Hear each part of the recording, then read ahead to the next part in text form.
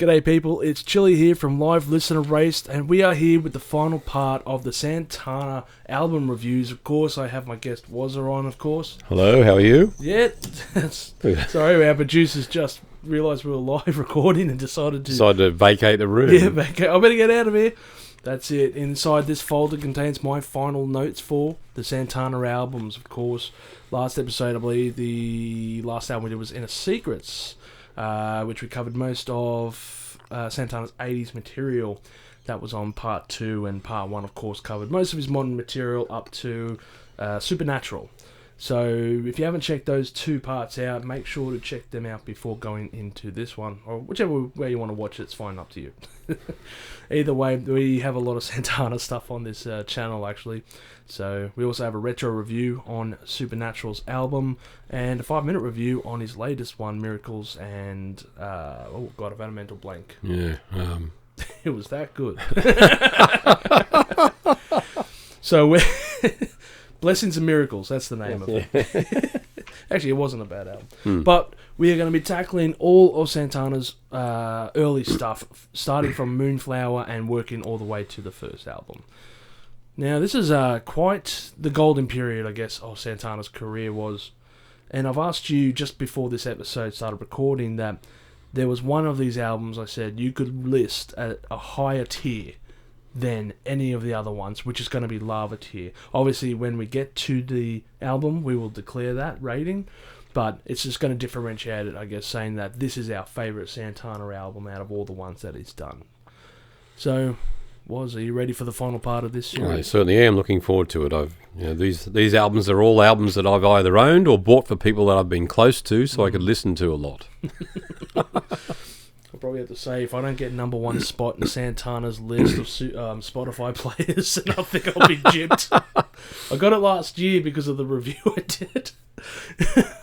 Top 5% listeners.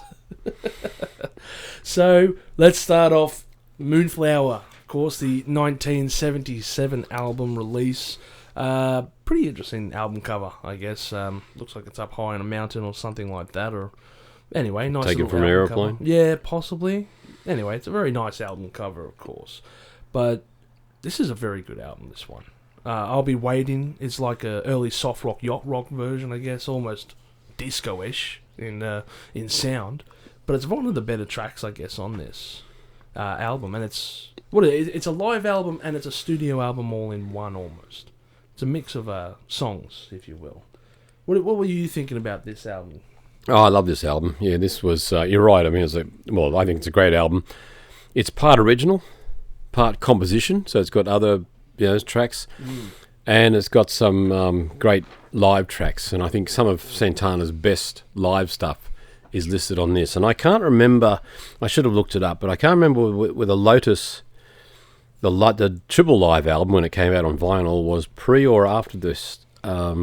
But I think the live material on this is really very good, and the album flows well. It was a double vinyl album when it came out, and it's got some great, as I said, some great tracks, and a great single was the "She's Not There," the Zombies song. Rod Argent wrote it. Okay, yes, yeah, and they did a really good version of She's Not There. Yeah. There is. I mean, Lotus came from an earlier version. That was 1974, I'm pretty sure. Lotus, yeah, I think it was a live album. It was a live album from Japan. Yeah, it wasn't released for much longer. Obviously, if you were a Santana fan that wasn't in Japan, this is one of the earliest live records you could get your hands on anyway.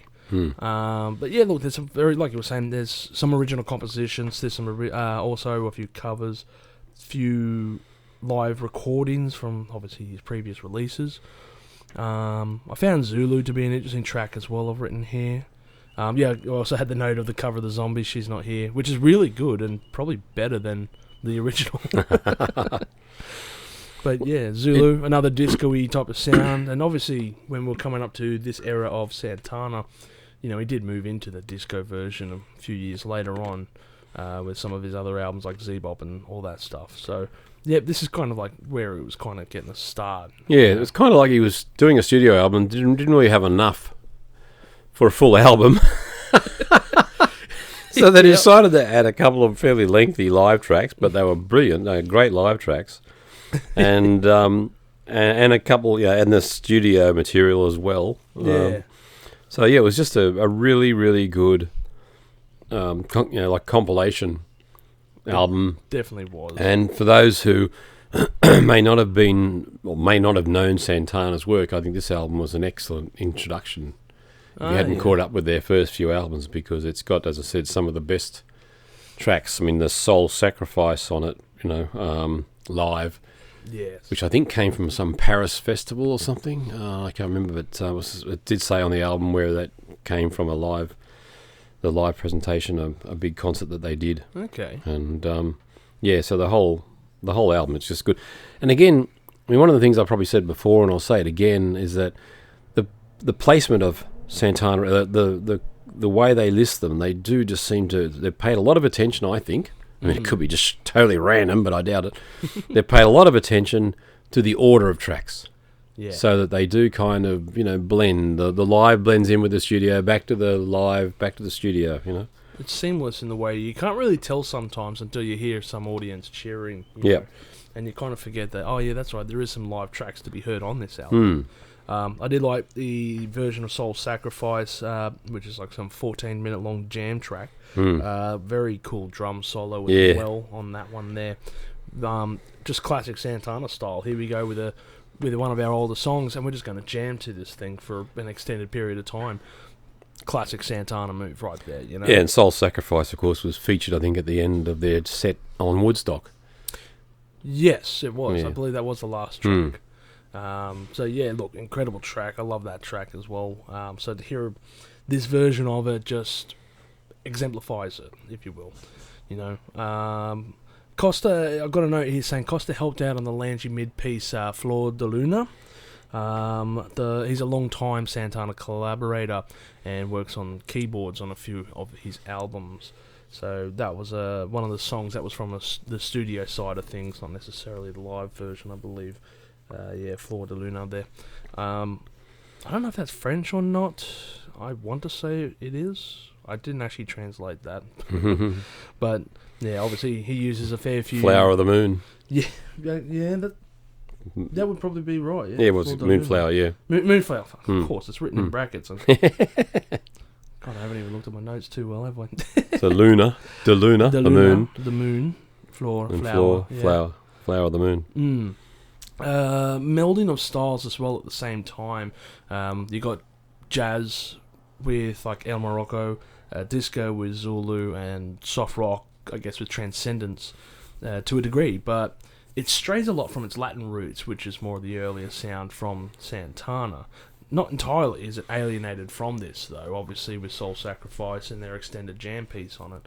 But it's good to try new things, and I reckon it paid off well. Yeah, we're picking up something like the Zombies. They were an English group, if I'm not mistaken, Rod Argent, and yes, and they had a few good hits, and then they just disbanded, and Rod Argent started a new band called Argent. Our original, which had one big hit, Hold Your Head Up.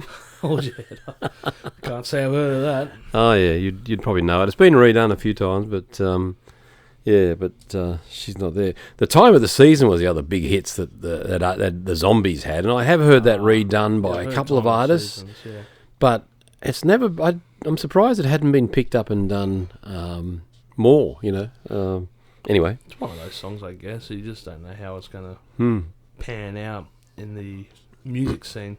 This is probably the most famous. This is the most famous Santana live album, probably because Lotus didn't get released in the USA until 1991. It's pretty much quintessential live Santana listening, I would say. What do you think in regards? I mean, you would have purchased this album, I'm guessing, back in the day. Yep. Played it to death on vinyl. Yep. And is it in playable quality now? Oh yeah, the vinyl still plays, but I did listen to it in preparation for this through a streaming. So of course it's just one continuous album. You're not getting up and changing sides. Yeah. What is that? 2 LPs. So yeah, so flip. Or you could have bought those horrible turntables that used to drop them, which I did have, my parents had one of those, but I never used it to drop the records because it used to never come down equally. It just used to scratch, you know. Oh, gosh. It to me, it's a great album. I mean, I would put this, I'd classify this as, the top. One of the top ones. Yeah, definitely. It's a pure spice to me. 100%. I don't think there's any argument there. I've listed it the same thing, pure spice, the rating of that album. It's, well, like I said, it's quintessential Santana listening. If you haven't heard Santana, this should be one of your first albums to listen to, I would say, to give an idea on the band. So. And listening to it again, it just brought back everything, because I did also, as I did with many records in those days, recorded them onto cassettes like I play it in the car. And you get a 45-minute side cassette, 90 minutes the total side, so the side A and B, and then C and D. And in the car, well, most of the cars that I had, it used to auto rewind. So you'd get, not auto rewind, auto play the other side. So you'd get that whole 4 tracks without having to get up and change anything. Perfect timing with that one there. Yeah, no, that's a perfect little album there. So yeah, if you definitely haven't heard Moonflower, I highly recommend the album. Plenty of songs to go through the listing, of course. Studio and live versions, jams, just showcases a fantastic band of Santana at that stage. Because he'd been a bit of a revolving door kind of at that point, but you can't really say that Santana's ever had dud musicians. Oh no, he's always strived for the best musicians, and also, I mean, they've obviously very much worked at his direction. So you listen to various live material, and it's sometimes hard to tell the bands apart. Very true. I mean, you can't replace Santana, but you can kind of replace, well, you have the entire band. Yes, that's for several times, I think. Several times. Yeah. But yeah, definitely pure spice album. It's a good thing he named it after himself and not one of the other members of the band. Yeah, he didn't call it Santana Rolly Shreve. It'd be a 20. It'd be like Crosby, Stills, Nash and Young, but after 40 years, it's just Crosby. It's like the ugliest divorce in the world of musical history, You'd have the Santana / this / that / Neil Sean. You could fill a small hall just with ex-Santana members, I think. I think there's something like 50 members. Yeah. I don't know. I've flashed up the timeline before, and it's like ridiculously large when it comes to Santana. It's just makes bands like Jethro Tull and Deep Purple look stable. Yeah, the Deep Purple only up to Mark 10, and Santana's like, hold my beer. Yeah, so definitely, by that stage they had gone through a fair few musicians, but still, nothing can be said wrong about those musicians. Yeah. Very good musicians, as always. So definitely a pure spice ranking when it comes to Moonflower. I think it's ambiguous on that one. Sorry, not ambiguous, unanimous. She's not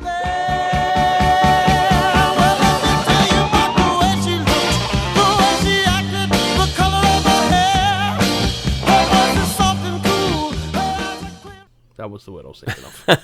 Ambiguous ranking. We're ambiguously unanimous. Yeah, ambiguously unanimous. I'm just going to title this YouTube recording, Ambiguously Unanimous Santana Rankings. Just to confuse everyone that walks through this door. Use big words, it sounds better. So we move on to the next album, which is also 1977, Festival. As far as the 70s albums, this is like one of those ones that really gets swept under the rug. It is very overshadowed, and to a degree, rightfully so, when you put Moonflower right next to it. Released in the same year as that. But I think it suffers a fair bit because of a few other issues. I mean, the album is buried because of Moonflower and the predominant recordings, of course, with that. But the first 3 songs on it on this album were used on Moonflower, and they're arguably the 3 strongest tracks from this album. What did you think about Festival? Yeah, I would agree with that. I mean, I thought the cover work's great. Festival, the wording, it seems like a Santana kind of thing. You can see them playing at some kind of South American or festival. Yes. Certainly the highlight track, Let the Children Play. Yes, and the Carnival itself, those 3 tracks which did appear in live versions, I think on Moonflower, was certainly the best. Let the Music Set You Free. Yes. I quite liked. Yeah, it's not a bad song. Yeah. So it's an album. It's a really good album. It's a nice album. Okay. Yeah. It's what did I write there? Give Me Loves is generic.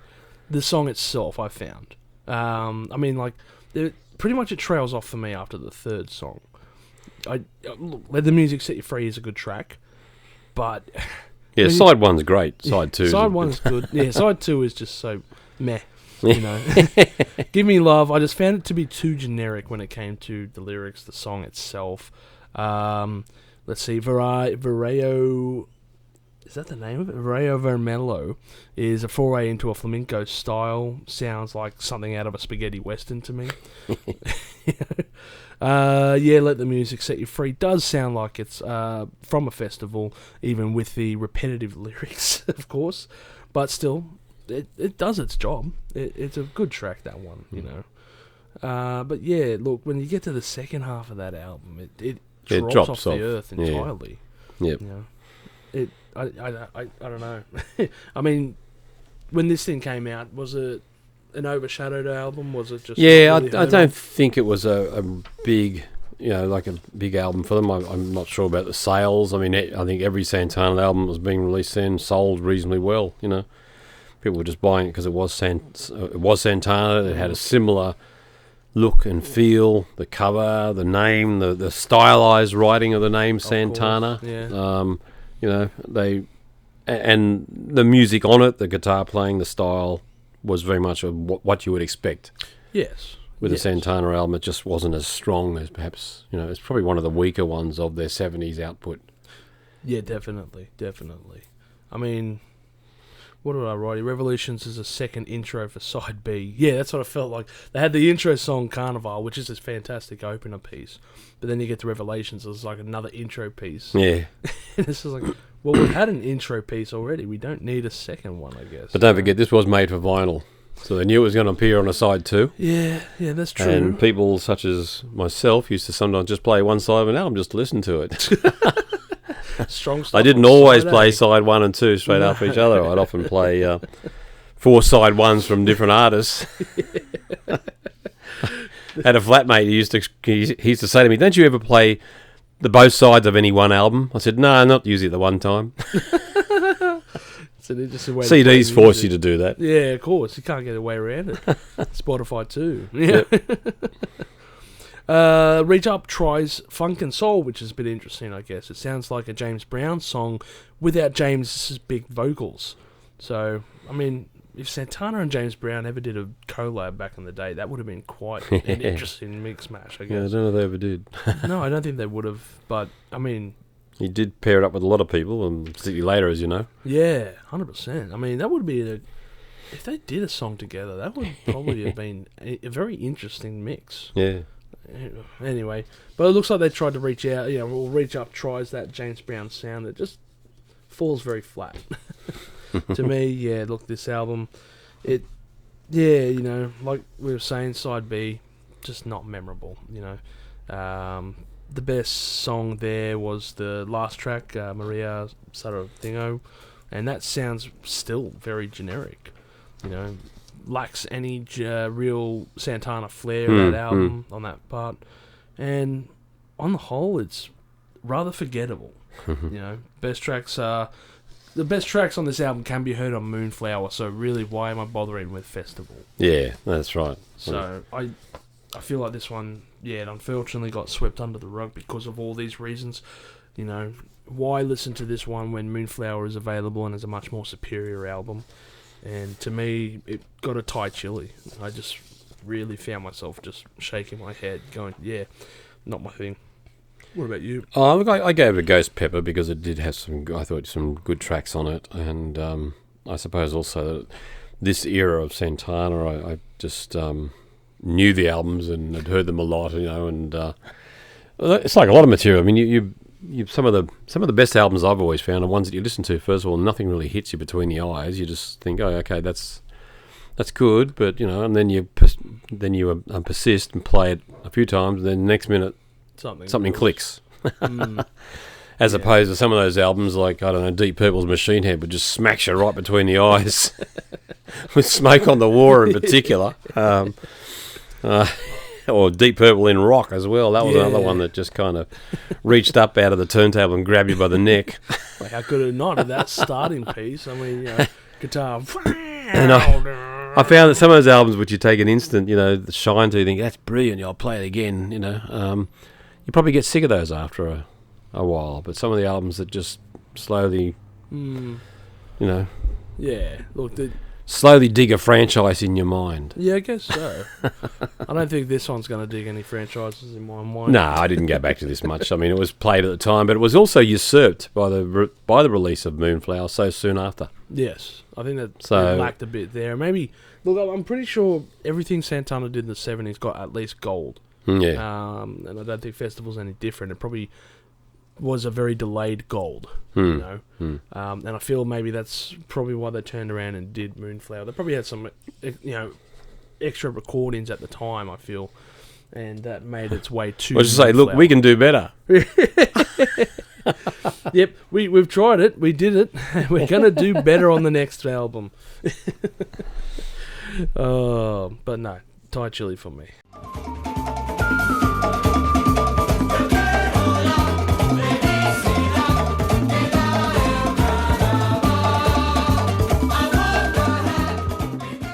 We go on to the next release with 1976's album Amigos, and the album cover. It's an interesting album cover. I don't mind it. It's very fluorescent. I guess would be the word, neon. Bit ahead of its time. I guess the 80s would draw influence in designs like this, definitely. But at the time, I'm guessing this must have been a butt ugly album cover. Well, it's very distinctive. Yeah, that's true, I guess. Again, with the Santana name quite, stylized and written out. I think it showed a very evolved Santana sound from previous, more pop orientated, somewhere between Festival and their previous release, which is coming up, of course, next. But it did a lot of things right, I feel, compared especially to Festival.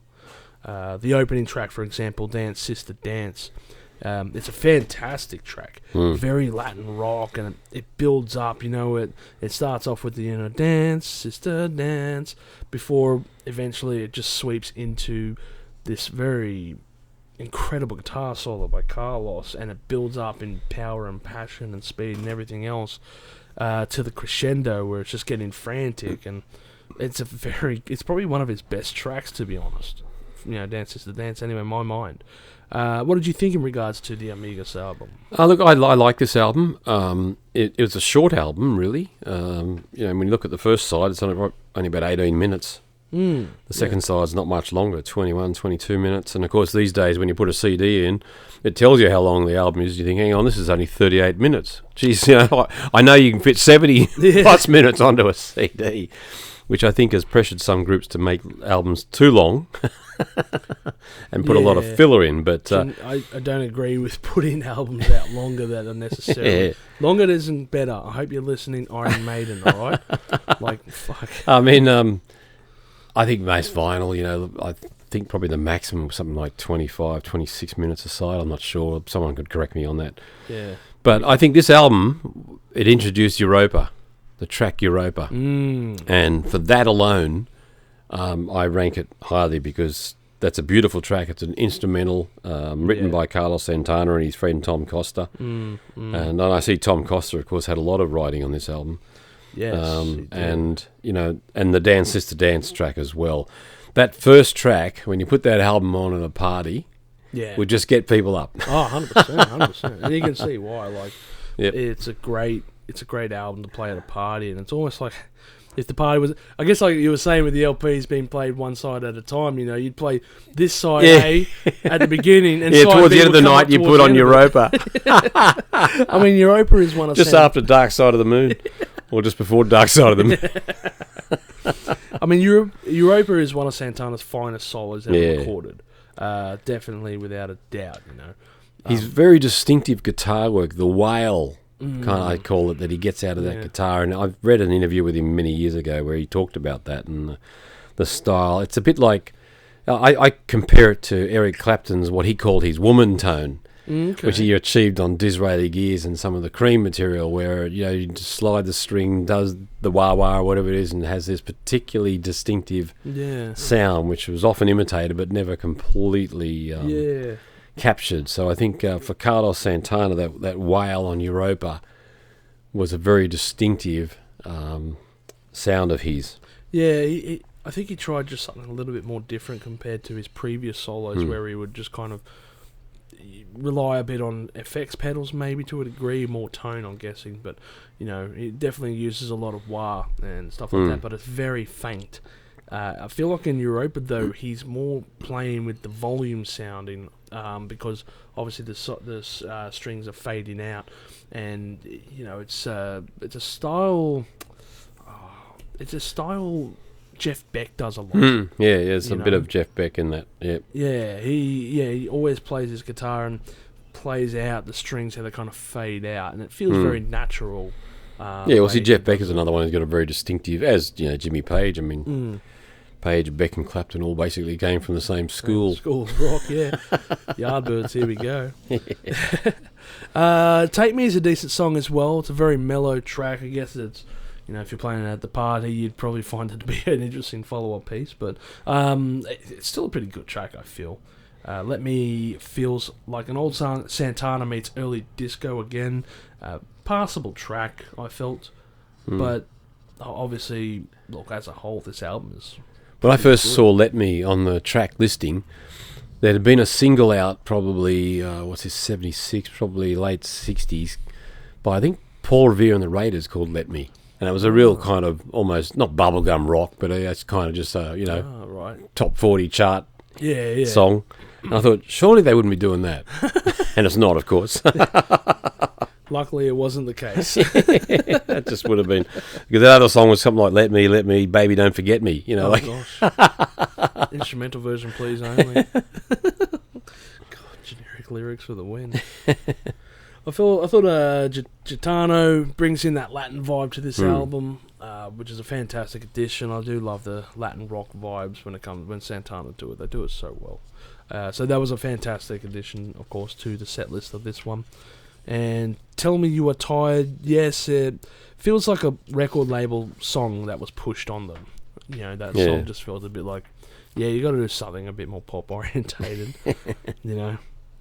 As well as that, Let It Shine, which sounds like a theme song for Shaft or some 70s cop show. But, I mean, it was a good finished track. Yeah, it was alright, I guess. I didn't rate that song. It was a bit hard to rate this album to a degree because there were some really good songs. And then it's mixed in with some songs that are very meh or passable. So, Let It Shine was alright, I guess. Tell Me You Are Tired, whatever, that's sure. But, when you got Europa and Dance Sister Dance in the mix, it's going to be up there. Yeah, there was some inconsistencies with this album, but I think Europa alone, to me, I would rank it as a Carolina Reaper because of that track. That's very interesting. I gave it a Ghost Pepper, but only because of Dance Sister Dance in Europa. Otherwise, it would have been a jalapeno. Yeah. Again, I have to point out, though, I made a note here. The cover looks like a neon-infused acid trip. Yeah, which it probably was from the person who designed it. And I think Santana himself at that stage was still imbibing in a few hallucinogenic substances. I think he did straighten out later, and then insisted that his band also be straight, which amongst musicians... I can't have fun, then you're not having it. Particularly Californian musicians, must have been damn hard to find someone in San Francisco who was... We're putting an ad out. We need sober musicians in San Francisco in the 70s. Yeah, no drugs, no booze. God, we would have had more chance going up to the bloody the Colts in the area. Even then.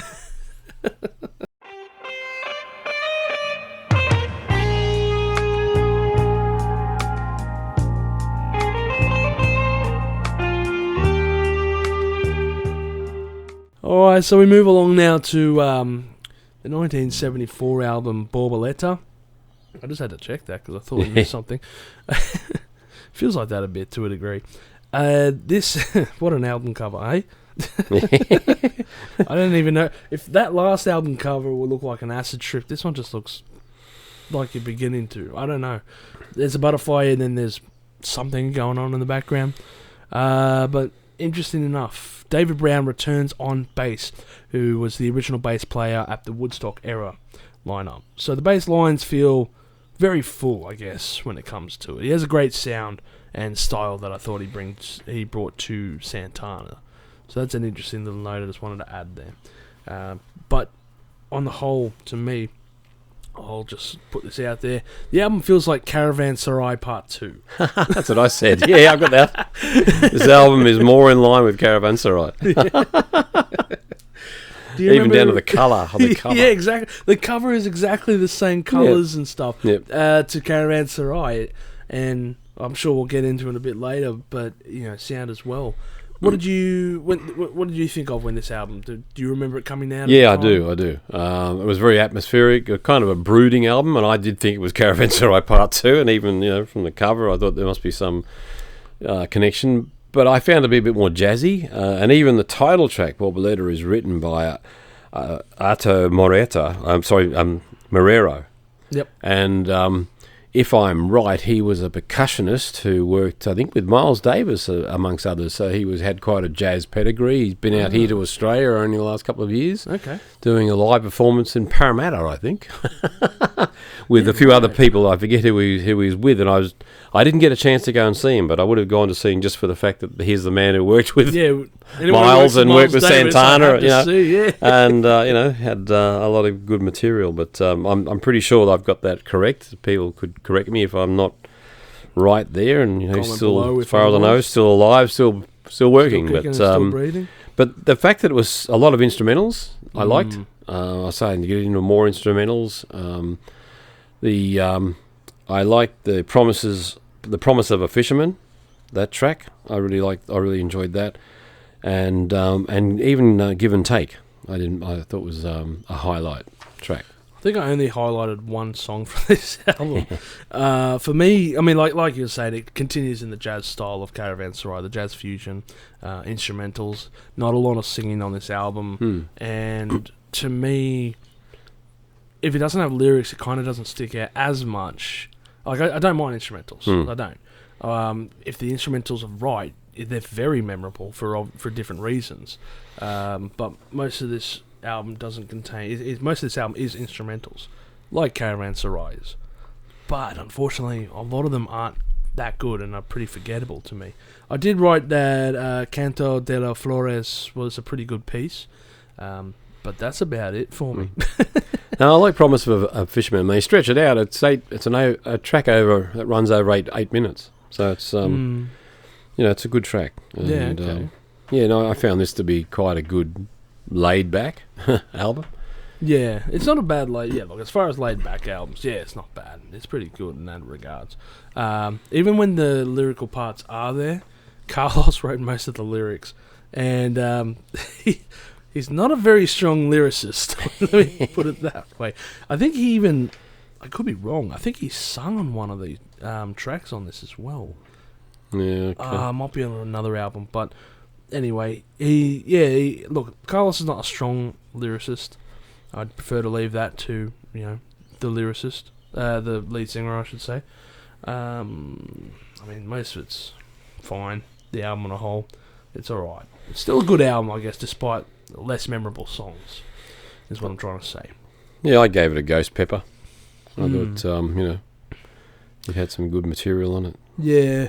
I mean, I in preparation for this, in preparation for this review, I would have played this album 7 or 8 times, even once more on the car ride back home here. Mm-hmm. And still nothing is stuck in my mind to this. I did give it a ghost pepper, though. I thought it was quite a fine effort from the band. It might have been a Carolina Reaper if you're in the right mood. But, nah, not really. This one's just ghost pepper, I think. It's old school in style, but severely overlooked. It's probably for the better. There's better releases out there when it comes to instrumental pieces and atmospheric rock when it comes to Santana in particular. Of course, we come up to those ones a little bit later on. But yeah, Borboletta, meh, it's fine. Probably not going to run back and listen to it. I will hear it out one time a bit later on, but not in any rush to go back to it, let me put it that way. So yeah, definitely a Ghost Pepper.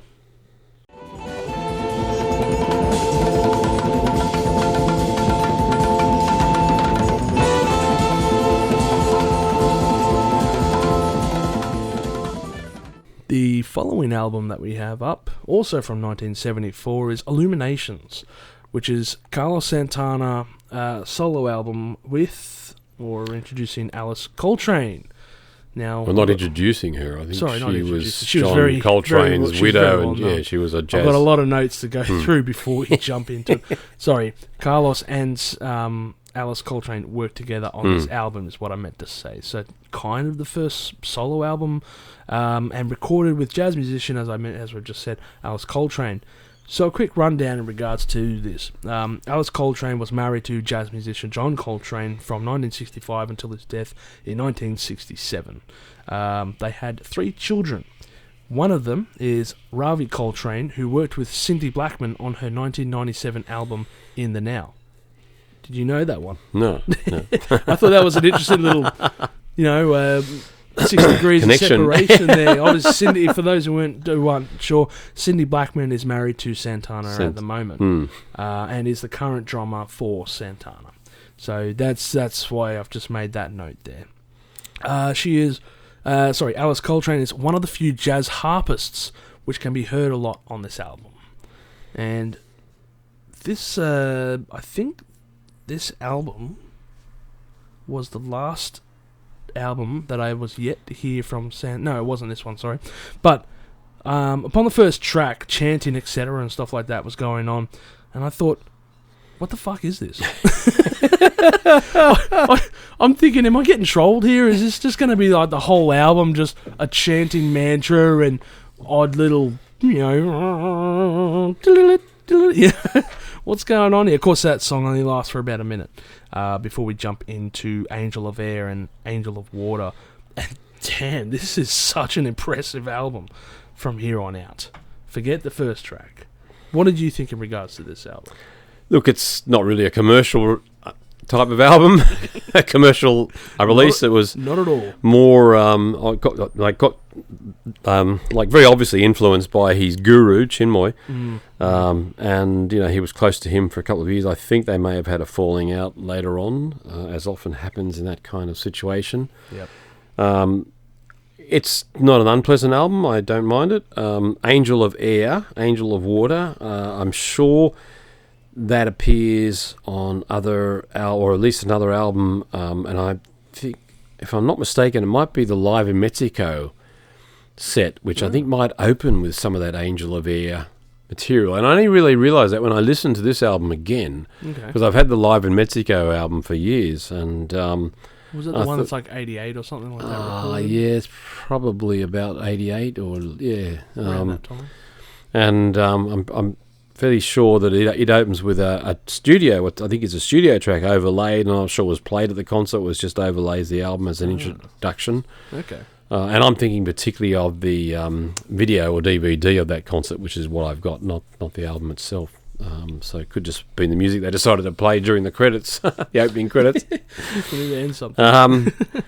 But yeah, look, it's a very short album, 15 minutes aside, basically. If you bought that home in vinyl, you'd feel a bit cheated. I think it went under the radar, but it's nice to listen to. You could practice yoga with this, or it's the kind of music you'd probably expect to be playing in the background in an Indian restaurant. Yeah, not wrong, I guess. It is a very interesting album. Like you said, it definitely flew under the radar. It's largely forgotten, I guess, even amongst the Santana fan base. I don't see why, though. I think it's quite a good album, but it is criminally underrated amongst some of his albums, I feel. I can see why I can see why he did this album as a solo album. Even as far as Santana standards around those years, this is quite different compared to his previous albums. Lucky he didn't work for Daniel Lanois. He would have sued him for not being Santana. Wasn't he the guy who sued Neil Young for not being Neil Young? Oh yeah, that was during the 80s. He was for doing albums not representative of Neil Young. But I am Neil Young. But you're not doing albums like Neil Young. But I am Neil Young. So any album I do. I think that's funny. Lawsuits. Imagine being sued by one of your people for not being you. It's like Mike Oldfield with his secret on Amarok, the last album he did under the Virgin Records. He said there was a secret message recorded in it. It's just 1 hour track, Amarok. And the secret message is Morse code, which says something like, who's the owner of Virgin Records? Guy, what's his face? Anyway, it just says, fuck you, guy. I can picture the guy's face. But anyway, it just says, like, fuck you, such and such, because, they had a massive falling out. They had been recording for about 10, 15 years. Yeah. But obviously the fallout, that's music world. No, you know what? I had never listened to this album. And when I first put it on, I was like, damn, this is actually really good. I liked it a lot more than I thought I would, especially considering I knew it was going to be quite a jazzy album, and I'm not against jazz, I'm just not massively into jazz. Richard Branson, was it? Richard Branson, that's it. Yeah, that's right. I was just about to look it up, and suddenly it came to me. I can just picture that goatee, that's it. Because he supported him, of course, when no one would touch his Tubular Bells. Yeah, that's right. Tubular Bells, and I think Tubular Bells was such a huge success. Massive. It really made Virgin Records. It kept them going for. I think and it still does. My goal fills up to about Tubular Bells 47. I think it comes out every about 3 years. The 15th remixed edition of Tubular Bells. Remember this? Tubular Bells with French horns. Tubular Bells, and I'm wearing sneakers. Tubular Bells without the bells remix. Square bells. Triangle. Yeah, that's right. Slightly muted guitar. Yeah.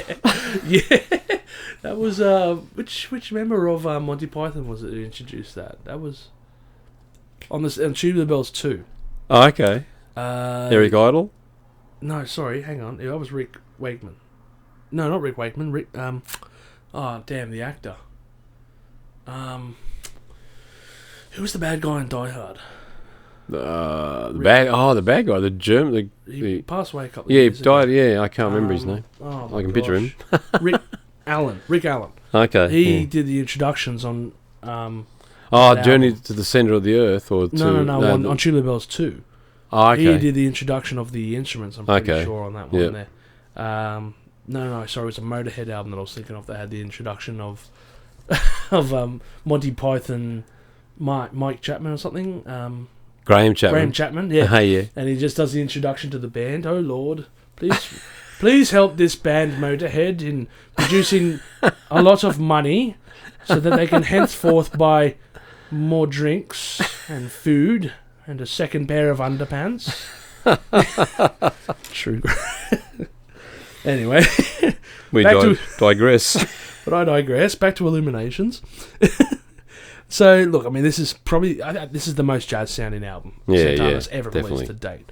But, damn, it's a pretty damn impressive one. Yep. I feel, to me, when it gets to this ranking... I gave it a Ghost Pepper. I probably only played it maybe twice. But, damn, it left that much of an impression on me. I only gave it a Thai Chili because I thought, first of all, that's a rip-off at 30 minutes. It's really an EP. I mean... The Tedeschi Trucks Band, they just released a whole series of 3 albums, and they're all 30 minutes each. They call them EPs, I think. Yeah, well... I forgot the technical term of them, because it's like you've got to have a certain time frame for an EP. Yeah. Usually an EP is 4 tracks. I think it's 40 minutes. Yeah, I'm not even sure that they did call their albums EPs, but... I think it's 40 minutes because some techno group called The Orb released the longest single they could as an EP at 39 minutes and 59 Dave Gilmour seconds. worked with The Orb, didn't he? I think he did, yes. Yeah. So anyway, but yeah. I mean, by the time you put this album on and go back and resume your seat, or go back to chatting whoever we were chatting with at the party, the damn side's finished. You got to go and change it again. You got to put your drink down, wander over, wipe the chicken off your fingers. Hope you haven't had any twisties. Turn the bloody album, wipe the album down for dust, check the needle, line it up. You know, it's and if it jumps, you may as well skip the album. That's right. If someone bumps the player, then you just that's the whole side gone. Yeah. So yeah, look, I don't remember this album much when it came out. I remember the cover. I remember looking at it. I remember the name Coltrane, and I wondered at that stage, because I wasn't a big jazz fan then, whether she had anything to do with that other Coltrane, who I probably couldn't even really remember. I mean, he used to know how to do some nice long albums. He's a Love Supreme. I mean, that was... and, of course, Carlos Santana himself, and I think it might turn up later, does some of John Coltrane's material, A Love Supreme and so on. Actually, it's funny you mention that, because when I was listening to this, I started getting suggestions from Spotify, because John Coltrane died in 1969, like I said. And earlier than that, wasn't it? 66 or something? Or? Sorry, 67. 67, yeah. Anyway, just a bit before. So Santana was around, but obviously probably never met him. No. But there's a song by John Coltrane. You might be right. Why do you Love Supreme? Yeah. And he did a retro guitar solo to it, and it kept coming up on my playlist. Listen to this, and it was damn. It's a good version of the song. Well, he's studio, and I've got the live one as well of A Love Supreme, John Coltrane. It's one of the jazz classics. It's a staple, isn't it, in the industry? Yeah. But no, Illuminations, very big surprise, I guess, for an album that came out of Carlos Santana's realms. But yeah, I liked it entirely. Yeah, look, it's not an unpleasant album to listen to. No, not entirely.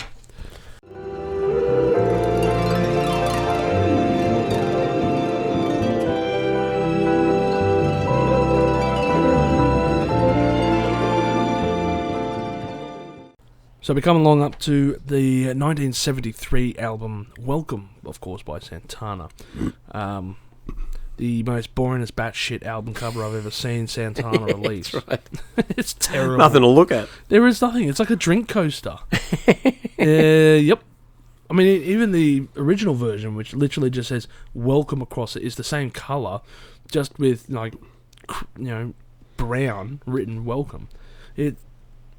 Anyway, the less we say about this album cover, the better. Interestingly though, the first track has Alice Coltrane on keys, doing the song Going Home, and in it, the track also adopts a New World Symphony, the first movement, Adagio Allegro. I can't speak Italian. Anyway.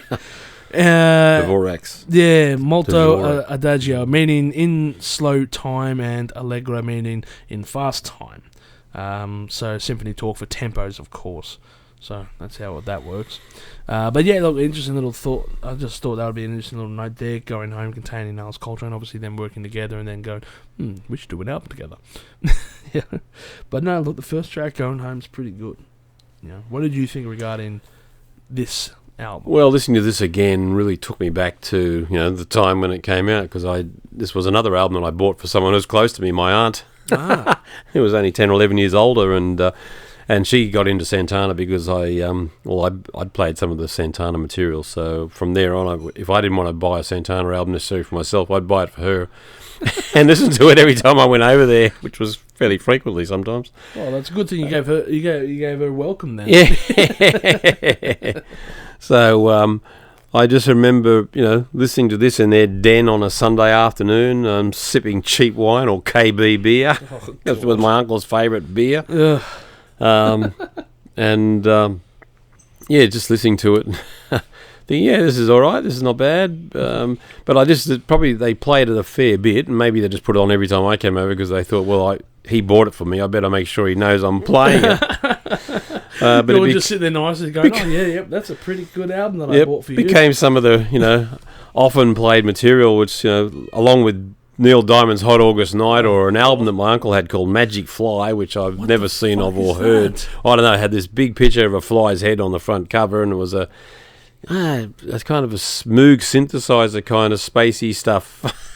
I think it was anyone out there who's listening to this right now. Magic Fly. Can you link something below? I've never looked on Spotify or Apple Music or any of those to see if it's listed. I'm sure. Magic Fly. I want to do a reaction video to Magic Fly. Provide a link below. I will do a reaction video within a week. And I probably haven't heard that album or any tracks from it since about the mid '70s, but and I'm sure it's really missed. Yeah. I felt this album hasn't aged all that well. Interesting. Most of it sounds like a soundtrack from the late 60s, early 70s, or a B-grade movie. But Love, Devotion and Surrender I thought was good, and of course that appears elsewhere as well. That reappears on other albums. Well, they kind of took that from an album that'll be coming up soon, except it was reworded differently. Yeah, because the album was Love, Surrender and Devotion, and then their songs like Devotion and Surrender. Yeah, I know. Yeah, that's right. This is the first Tom Coster album as well that Tom Coster worked on this one, I should say. Yeah. But I guess this album, like you said, is aged like a 70s suit. Yeah, this album, other than the fact that I was a lot younger, makes me glad the 70s were over. I don't know, as the influence of someone like Tom Coster, I probably haven't examined their material that closely to see. Was he the one that dragged them more towards the middle of the road? Yeah. The pop music kind of stuff. But look, the last tracks to me, Flame Sky and Welcome itself, instrumentals, and that as you said, Welcome is a track by John Coltrane. And then of course you look at the people who wrote Flame Sky, John McLaughlin with Carlos Santana and Doug Roach. Those tracks almost save or redeem the album, but not quite enough. No. I had the note here, Love, Devotion, Surrender has Carlos singing. That's the song I was singing on the last one. So this is the album where he is singing. And look, the guy... Yeah. And then he was asked not to sing again, obviously. Yeah, he rarely does, obviously. Hey, Carlos, don't do it again. Yeah. Like you're singing, don't do it again. Can I write? Sure, why not? So he did. As a singer, he's a great guitarist. He's got a voice for radio. No, but Love, Devotion, Surrender is one of the few songs that Carlos sings on. Not lead. It is. Yeah, it's a chanting kind of song. It's the Love, Devotion, Surrender, like that part. I did have in my note also. I couldn't recount this now. It's been a little while since I heard it. But When I Look Into Your Eyes uses the weirdest garble during singing, probably never done on any song outside of Santana. And it's a pretty good tune. I'll have to edit it right here.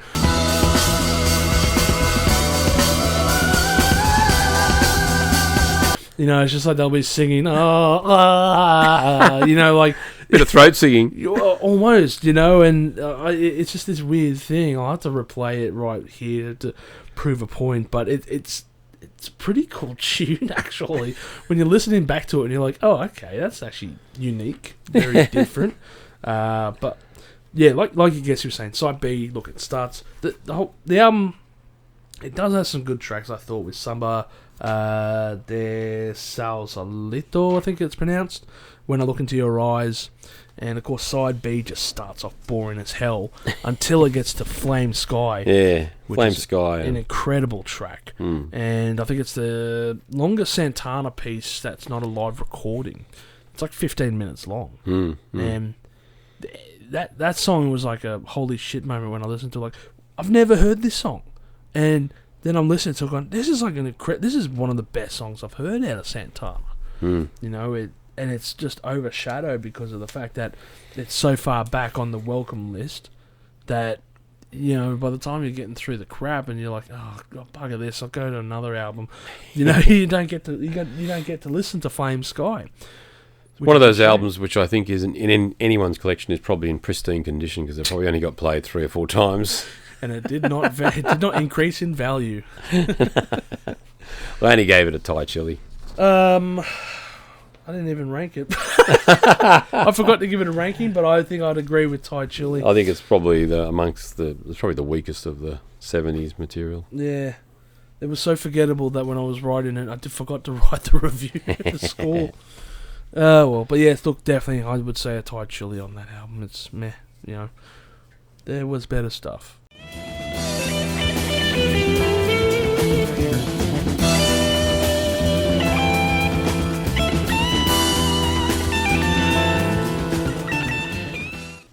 Speaking of love, devotion, and surrender, we have the first solo album, Love, Surrender, and Devotion, with John McLaughlin. How do you pronounce that name? McLaughlin? McLaughlin. From the Loch Ness Monster or something like that. 1973. Can you really call it the first solo album if it's a duo? Yeah. It's a duet, this whole album. This was the last Santana album I was yet to listen to. Little interesting note there. Now I've listened to everything Santana related. Pretty sure. Unless he releases an album today, but yep, there is nothing I haven't heard of now. So, John is a famed jazz guitarist who worked with Miles Davis on Bitches Brew and some other works. Of course, in a silent way. Yep. His collaborations read as a who's who of artists from Al Di Meola, Jack Bruce, Herbie Hancock, and also on the Welcome album, even as the guest on Flame Sky. He does a bit of guitar work on that track. What did you think regarding this album?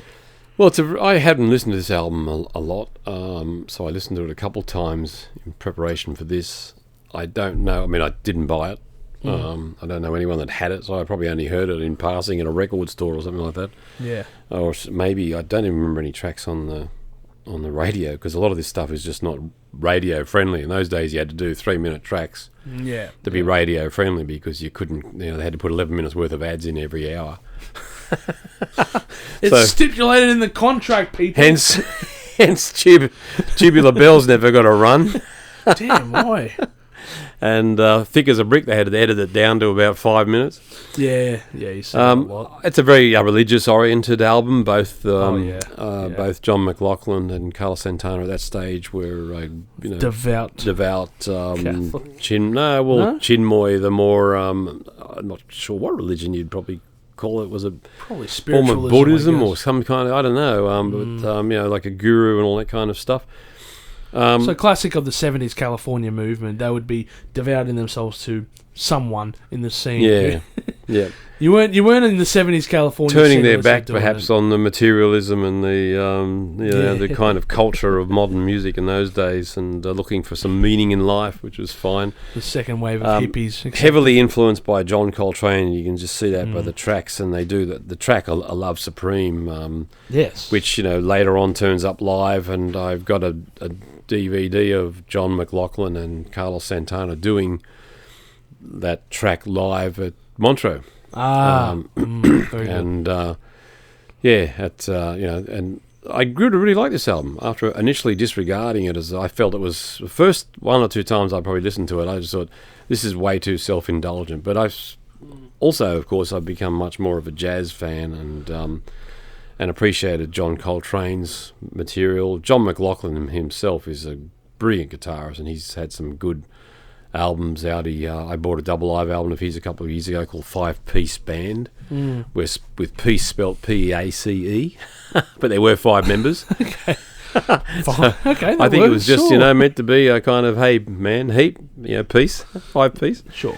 It was that time, wasn't it? Yeah, another album. I think he had another band called Fifth Dimension, so he likes that kind of fifth stuff. Or was it Fifth Dimension? No, that was another. I don't know.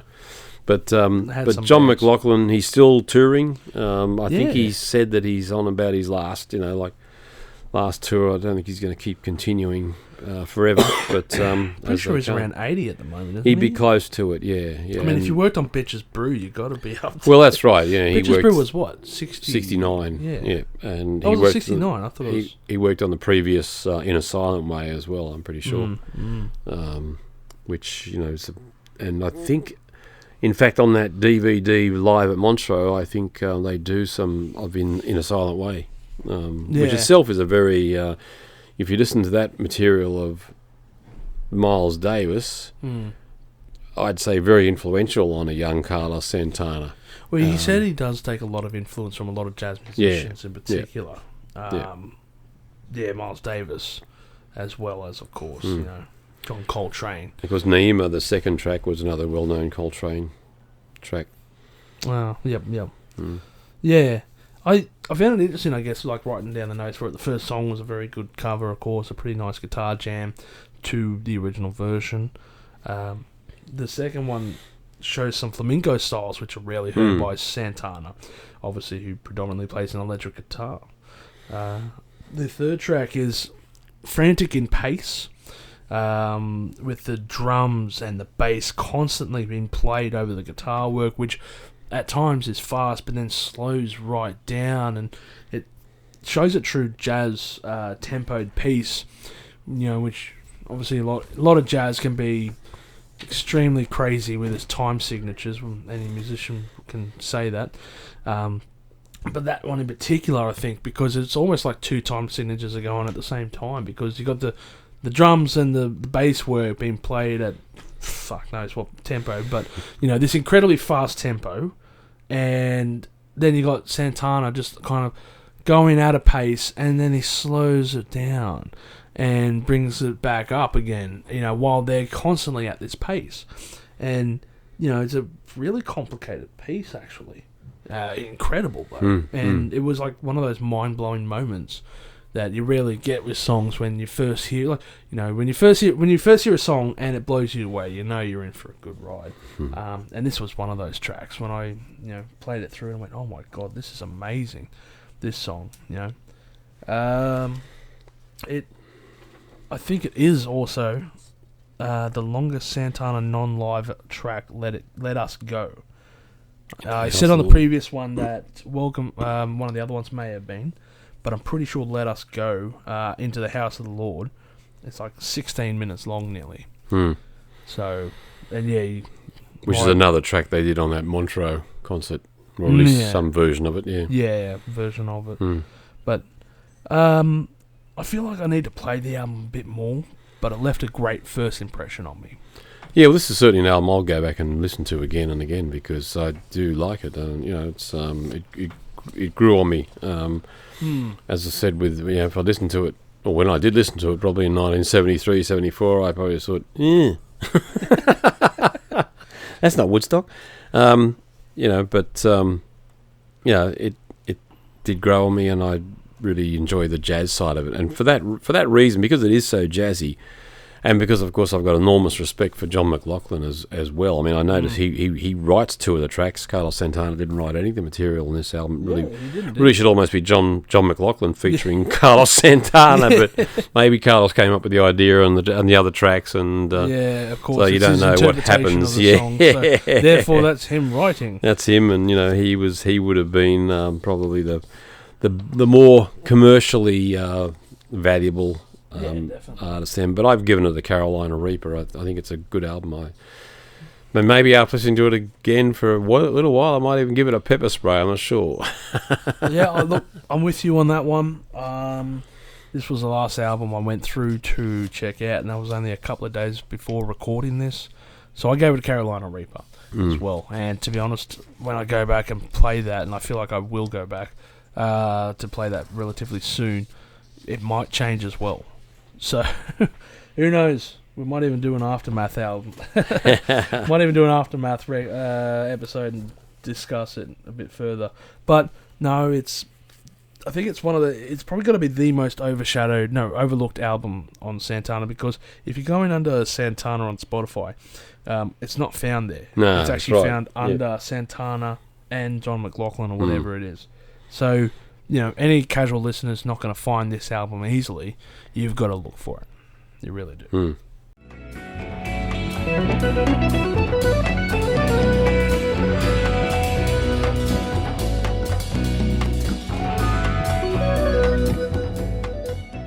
Here we go with the big four, huh? Yep. Yeah.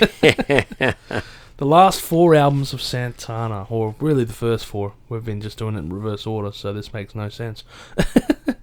1972's Caravanserai.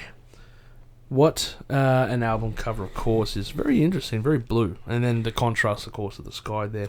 It cements the legacy, I guess, of the Santana album covers, which up until this stage were very artistic and vibrant.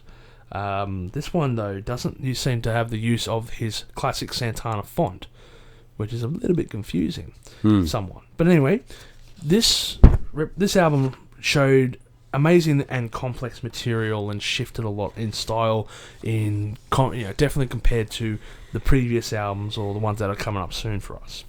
It's the right blend of jazz and fusion in regards to these tracks, and what an album. What did you think about it? Yeah, this is one of my favourite Santana albums. I had access to it for a long time because a flatmate had it on vinyl, so I listened to it a bit then, and then some years later I bought it when it came out on CD because I just love the album. It's moody, jazzy. It's perfect for a Saturday night quiet dinner type of thing. It again, as I've said with Santana albums, the order of the tracks, the way it's played, and that is just really, really good. I fooled so many people with that opening crickets.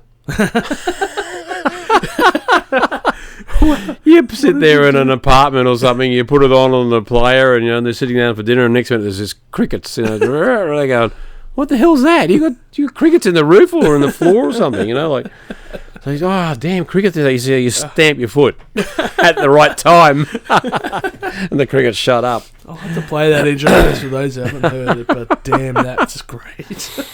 But no, I just love it. It just rolls out. It's just from the opening track to the closing track. The Song of the Wind, track 5, is one that I particularly like. But it's again a lot of instrumentals. There's there's probably more instrumentals than there are. I think there's only 3 or 2 tracks here that were sung. Time to See the Sun. Yep. All the Love of the Universe, and Stoneflower, which is the commercial one. Yeah. But yeah, look, it's a good album. I just love it. It's an album that I've listened to many, many, many times and never really got sick of. And it's probably not an album I go racing back to listen to because you just doesn't come to mind. No. But occasionally when you're flicking through your collection or looking at a list on Spotify or Apple Music, you look at it and think, oh, hang on, I wouldn't mind listening to that again. I haven't heard that in a while. I think when you go through it, obviously, look at Eternal Caravan of Reincarnation is an interesting opening piece, but Waves Within when it jumps in is incredible. Layered guitars with Neil and Santana. Neil Schon, Neil and Santana jamming, and this was Neil's last album as well. Only featured on 2 albums, and I'll bring that up a bit later. But yeah, excluding Santana 4, obviously that came up many decades later, but this is the last Neil Schon era album. It also, I think this is the last one featuring Greg Rowley, the original keyboardist. So yeah, a little tidbit there. Very good chilled album, as you mentioned as well. It gets experimental on Future Primitive with mostly percussion. Then layered keys, creating a weird soundscape. So, this is Santana trying a lot of different things, and it does pay off. It really does. And like we said, Borboletta kind of... I feel that album dragged its feet because Santana tried a whole bunch of things when he had the first few albums, but Borboletta really did nothing to change it. They were just trying to recreate the Caravanserai thing, and it just didn't really work. Same, I guess. Well, Welcome was just as fun as looking at cardboard. But anyway, this is just one massive standout album, of course. While a great album, the songs don't exactly have a standout, I guess you can say, because like you were saying, the songs blend together to make as an album. This is an album that you listen to from start to finish. This isn't one that don't put it on random. No. Don't put it on a random play. No, and I suggest that for almost any Santana album except maybe the best of. And I don't listen to the best of albums usually because I like to play the whole album because I like to hear the context in which that track originally appeared. I don't think anything from this album would be on the best of, would it? Maybe probably not. Flower? No. I mean, how? Yeah. It's a great album. Many fans will agree. But this is just something that you have to listen to as a whole piece. And I think that's why you can listen to the albums like this over and over again, because almost at every listening, you pick up something different, a nuance, a track, or a way that something's been done. Even though you've heard it 100 times before, it's just something that stands out to you. Yeah, exactly. It's definitely one of those. It's albums. like a lot of Miles Davis albums and John Coltrane and many other jazz musicians' albums. I can listen to a lot of the Herbie Hancock, Maiden Voyage kind of album again and again and again. And yeah, you can just constantly play it through and from start to finish. And there's very, very few albums out there that you can do from start to finish. I feel like this is one of those albums you can definitely do it. I think the only song that really stands alone is probably, like I said, the Stone Flower song, which is the radio-friendly song. Yep. Here's some singing. We've got something to push to the record label, otherwise they'll sue us for not being Santana. This is the one you hope the radio station will pick up and play so people go out and buy the album, which was the common approach in those days. We've created a really interesting album on this one, but we've got to create something friendly. Yep. Okay, Now get something that'll get radio play. Now, I want to mention again, this was Neil's last album. He was only on technically 3 albums, who, of course, he would go on to form the band Journey. Now, what are your thoughts regarding Neil Schon? We've mentioned him a few times in last episode, I should say. But I feel like on Caravanserai, he's very underused. He doesn't do much. Well, I haven't listened to it, I guess, in terms of trying to work out who's playing left and right side or who's playing. Quite often albums used to tell you who was playing what side and all that. If you listen to Al Demola, if you listen to, for example, Friday Night in San Francisco, which features John McLaughlin and Al and Paco Penna, was it? It tells you which side the people are playing on. So you can actually, if you've got a stereo system, which was the big thing and still is, you can sit there and say, okay, well, that's Al. That's John. That's Paco. That's whatever. It's an interesting way to do it. Yeah, in fact, they've just mentioning that album, Friday Night in San Francisco, which I love as a live album. It's a much more Latin, Spanish-style music. It's acoustic by these 3 greats. They've just brought out Saturday Night in San Francisco, which was the next night, obviously. It's a longer album, and it is really, really good. It is excellent. How they kept that under wraps all these years following the success I expect of Friday Night. It was 1970, it was about the same time, 73, 74, I'm not sure. Shit. Or maybe 80s, I can't remember. But, I had Friday Night in San Francisco, I think, on vinyl, then on CD. Bad. And only this year they brought out Saturday Night, so I'm looking forward to Sunday so they can do the whole weekend. I mean, it's like a lot of artists, you get... and they would do several concerts. Live at the Village Vanguard was a place where they used to do a Sunday afternoon, Saturday, like Saturday afternoon, Saturday night, Sunday afternoon. Yeah. And then years later they'd bring out the whole set. So tracks would be repeated, but they can afford to do that on CD. It's all fine in that regards. Yeah. What was his name? Bill Evans. The jazz pianist Bill Evans. Right. He brought out he did a live set, I think, at the Village Vanguard, which featured a really great bass guitarist, Lefray, who 6 days after that was killed in a car accident in New York. Wasn't Pasco, was it? No, I can't remember. I can't. In the 80s? No, this is 1963 or something. Oh, definitely. Live at the Pasco Village there. Vanguard. Yeah. Okay, interesting. Yeah, and cool. Rather sad. Yeah, but I didn't listen to it so much to try to pick out Neil Schon. To me, the smoothness of it and all that seemed to show a lot of influence. I wasn't a big Journey fan. I probably haven't listened to them enough.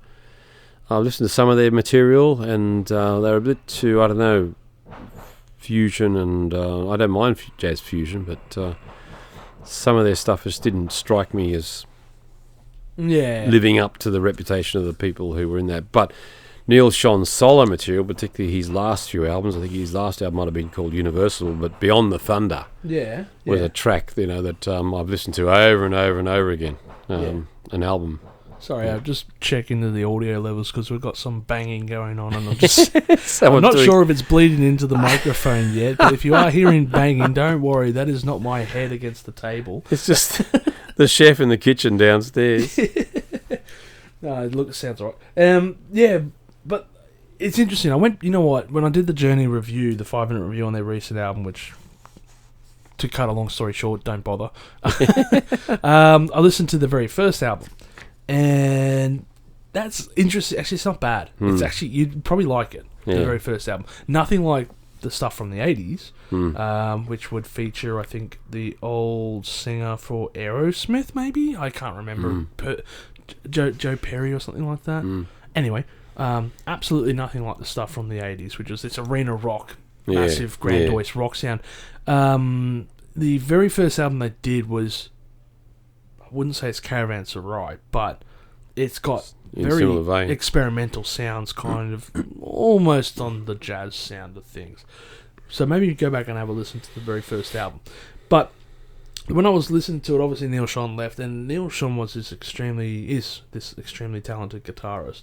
And I always had this thought, why? Why did he leave, Santana? I haven't really read too many interviews in regards to it. So feel free to correct me below. But my thought process was the early Santana sound was very vastly different to Caravanserai. And Neil and his works that he would do shortly afterwards is very rock orientated. And I just kind of feel like when he did Caravanserai, it was probably something that he was like, I don't like this, and decided to step away from. That's my thought process, I guess. Correct me. Yet his solo albums, Beyond the Thunder and the Universal, what it's called. I mean, they are instrumental albums. He worked a lot with Paul Rodgers from Free and Bad Company. Yeah. I think I mentioned in an earlier show, I've got a live CD set with him and Paul Rodgers doing the Hendrix set. And as a guitarist, he just pumps in something like that. He just is excellent. And of course, the Santana 4. Where he reformed, and I've got a live recording of a live film of theirs, with Neil Schon coming in after the second or third opening track. Oh, okay. They bring Neil Schon in, so it was almost like they played the first few tracks, which were pre-Neil Schon, and they said, "Now here's Neil Schon," and that Carlos Santana. This is the guy who's responsible for this madness. So he must have been someone who wanted. To them to get to act together to do another, and that album is punchier and definitely much so it's not a Caravanserai. Nothing like. If you believe the hype, I read at the time, that Neil Schon, who was a few years younger, I think, than Carlos Santana. Younger, Eric Clapton approached him to work with Derek and the Dominoes because Eric, of course, used Duane Allman, who was tragically killed only a year or so after that album. But so I don't know whether the Derek and the Dominoes were still trying to go. And he wanted to bring in another guitarist for the road because Duane Allman, as far as I know, never appeared live with him. Now, that's probably wrong. He probably guest appeared or did some tracks. But probably some certainly on the studio stuff, he appeared and he worked with them on in the main album Layla. But so I don't know whether that's true. That's the hype. But at the same time, Eric was chasing him to join Derek and the Dominoes. Carlos was chasing him to join Santana. So it was a young 19-year-old guitarist or something. He must have been quite flattered. Yeah, two giants in the music industry. Yeah, imagine being at home, and the phone rings and your dad says, "Oh, it's a guy called Eric." Eric who? Eric Clapton, he said his name is. Oh, by the way, Carlos Santana left a message. That's right. Yeah, Carlos Santana, right? Yeah, sure. So when it gets to the ranking of this one, what would you be ranking? Oh, I gave this a pepper spray. Yeah, this is. Yeah, I felt it wasn't one of the best. I didn't think it was right up there with, I guess, Pure Spice, so I did give it a pepper spray as well. But it is damn essential listening when it comes to Santana.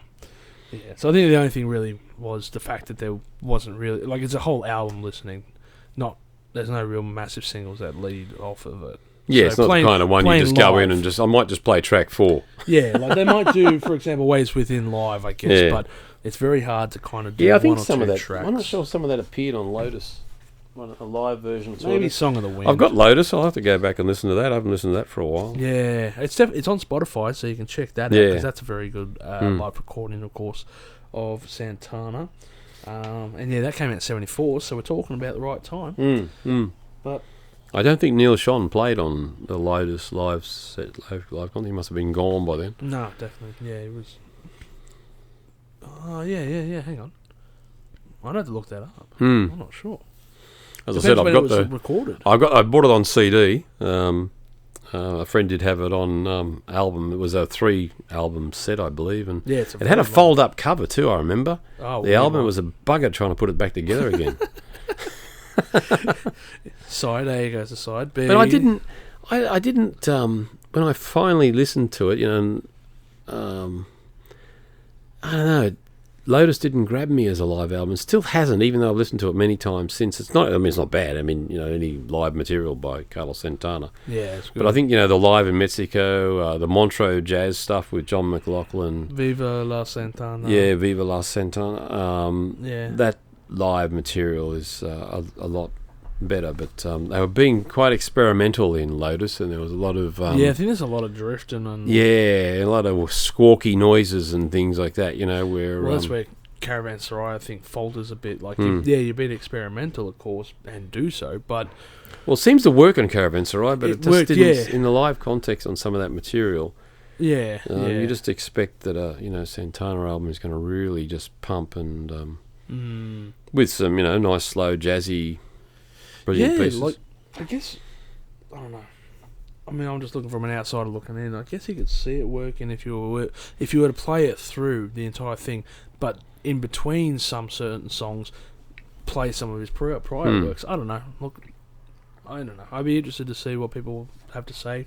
Yeah. Did you catch Santana live around this time? Let me know. I probably did. I've seen him a couple of times. So. All right. But never with Neil Schon. That's unfortunate.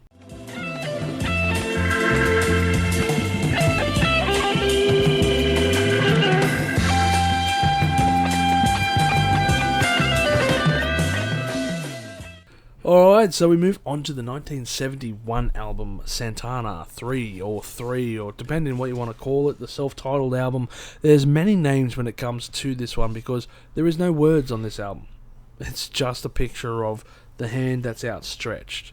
It's a very interesting album cover, probably one of the best album covers out on the Santana discographies, I should say. So enter Neil Schon, of course. This was his first foray into Santana. And what an album to jump into, eh? This is the last album of the Woodstock era band as well, before people started dropping off like flies. Also, a little fact, this was the last oh, here we go, this is an interesting one for you. This was the last Santana album to reach number 1 until 1999's Supernatural. Alright, now this also held the Guinness Book World Records of longest gap between number 1 albums. Alright, this record has since been broken. Can you have a guess at which artist broke this record? Oh, Bob Dylan? No. Decent guess. Leonard Cohen? No. Give you one more guess. Wouldn't be Bowie, I don't think. Who's had a big hit after... Well, Springsteen had a... No, he's had pretty consistent hits since... I don't know. Paul McCartney. Oh, Paul McCartney, yeah. With his 1982 album Tug of War and 2018's Egypt Station. Proving that no one cares about the Beatles that much in between that period. So that's a record you really want to Not get. really being a Paul McCartney fan. I haven't listened to either of those albums. I don't think he's done much since the band, has he? Oh no, He's done a lot of yeah, he's done a lot of stuff but- with Wings, and Ram Wings was an album that he had. I think it was one of his first albums, and he's written some good material. Maybe I'm amazed. He's a good he's a good singer songwriter. It's just not my cup of tea. He's too much of a top 40 guy. But yeah, that was I thought that was an interesting little note there. So this one did hold the record, but only was broken about 4 years ago. Look, this intro piece leads so well in with its Latin samba rock, and then it just goes into No One to Depend On, and that's quite a track, of course, to just play on through. Lead us through this. Oh yeah, look, this I think is, to me, the best. It just hits you with Batuka, straight between the eyes, and it just goes on from that opening track. There's no fillers here. It's all great stuff. Again, the album just rolls. I actually acquired this album quite by accident. I bought the first two Santana albums, and as I used to do in those days, I think, well, I don't want any more at the moment. I'll see what, so I didn't buy it, but a friend of mine's older sister had bought it and didn't like it, or was sick of it. I'm not sure. I can't remember which. And he was not a Santana fan either. Okay. And I was down there one day seeing him, probably 2 or 3 years after this album came out, and his sister said, "Do you want this album, Warren?" I said, "Oh, Santana, yeah, sure, I'll take it. I'll take it." And took it, and I was immediately blown by the opening track and liked the album. But again, it was one of those ones that worked on me. And I'd listen to it, and I'd think, I wouldn't mind listening to that opening track. That track again, that's the one that really grabbed me. And then, of course, the whole album, No One to Depend On, which is just such a great beat to Saint La Overture. Yep. Everybody's Everything. They all became, Jungle Strut, I think, became pretty much... Jungle Strut, yeah. Yeah, live concert material. Guajira, or whatever it is. Taboo, even. Yep. They just became, they became... staples to the Santana soundtrack. Like you said, I guess, it's like, these are all killer tracks and absolutely no filler in it. Yeah. As I said, I knew it was the last album until recently, the original Santana lineup, or pretty much the Woodstock lineup, as you called it, with Neil Schon added in. Yeah. And the cover itself was just just something you sit there and just look at it, and while you listen to the album, it's just, it doesn't miss a beat, this album. It's... There's some interesting pieces in regards to this. For example, Toussaint L'Ouverture. There's a little bit of a story behind this one. So, this one was named after a famous general from Haiti, who is considered the grandfather of Haiti. He was a general, I think, during the Napoleonic Wars, if I'm right. Right. And pretty much... it's a bit of an interesting history, but he overthrew like the English and ended up killing a lot of white people on the island before being overthrown and all this jazz happened. But many people revere him in Haiti. So the song is a musical interpretation of the man, the myth, the legend himself. Now this also flows into another song which will come up later, but I want you to remember that note. All right. So yeah. Anyway, look, this album, jeez. The soulful Taboo. The slow-paced track. What a fantastic way. You go from that frantic Batuka to No One to Depend On, going into a slower version to Taboo to Saint L'Ouverture, one of the best Santana tracks ever recorded, and usually played in live. I think it was in the Viva La Santana, a record that you own. I think they do a nice live version of it, a little bit of a jam piece to it. Yep. There is absolutely no bad tracks here. I feel like everybody... It's the Toussaint piece in particular, it's very festival-like, and the bass tone in it is just amazing. I absolutely value when it comes to bass lines, and it's such an it's an instrument that can get overlooked very easily, but without the bass, a lot of songs can be a miss. And this track in particular, Toussaint L'Ouverture, is one of those ones where if you heard it without bass, you go, "Hang on, this ain't right. This ain't." But yeah, they're really hitting their straps with this, and I find that a lot of groups, their third album, sometimes their second, but their third album is usually the best or the highlight, or they're starting to hit it when they get to their second album. You listen to Disraeli Gears by Cream, that was their second album. Led Zeppelin 2, with a Whole Lot of Love and Heartbreaker and so on. Yeah. This being their third album, I think the band was really working together, and they obviously had been playing live around the place. They'd Quite a few years. done Woodstock 2 years before.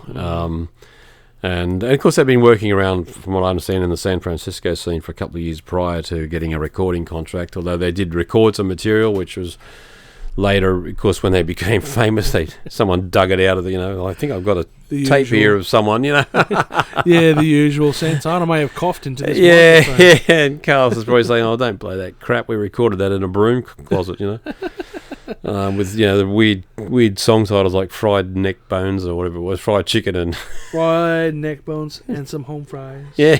Yep, that's a great track. I've heard albums, I've heard material from artists that have later struck it big, and they bring out, ad jingles they might have done. Yeah, we refer to Hendrix there. Yeah. Why fucking? Well, that's right. Hendrix himself, after his death, of course. But they were. He recorded more albums dead than he did alive. Yeah, they brought out material after material after, like stuff. He just was probably in the control room. He might have walked past and farted. And they said, "Here's so and so with Jimi Hendrix," and Jimi Hendrix's name's written. Like the other guy was the guy who wrote and composed and put together the track. He just happened to employ this Brill Cream head. Guitarist who could play all right. And it worked out quite well for it. Here we go. It's a perfect setup. It's featuring Jimi Hendrix. Yeah. But this album, it's pure spice, but because you gave me the option, I guess, this is the one I've got as Lava. Very good. There we go. Would be So the one. Lava rating has been dropped on Santana 3 by Wazza. For those who couldn't remember, or maybe it's been a little while, I said that one album can be differentiated by the others by calling it Lava, so it's the absolute top tier. So Wazza has chosen Santana 3 for that one.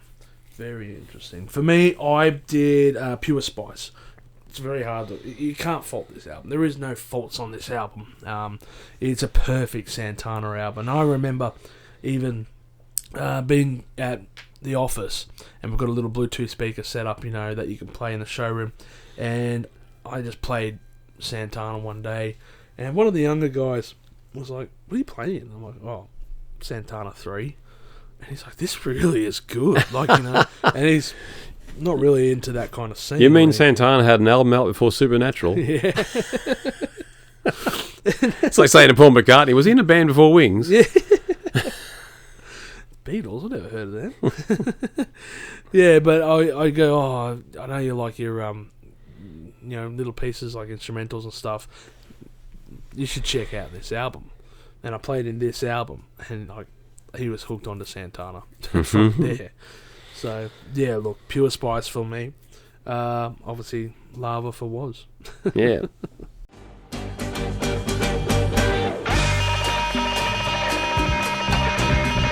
Ain't got nobody that I can depend on.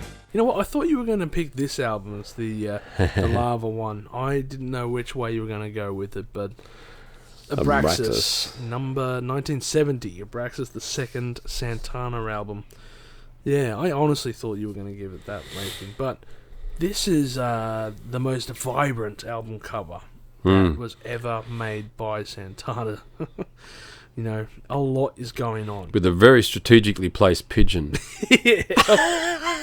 Yeah, I did. Yeah. I wonder if that was in the original artwork. They said, "Nah, you gotta Mary Whitehouse, etc." Yeah, exactly. You're gonna have to put something there.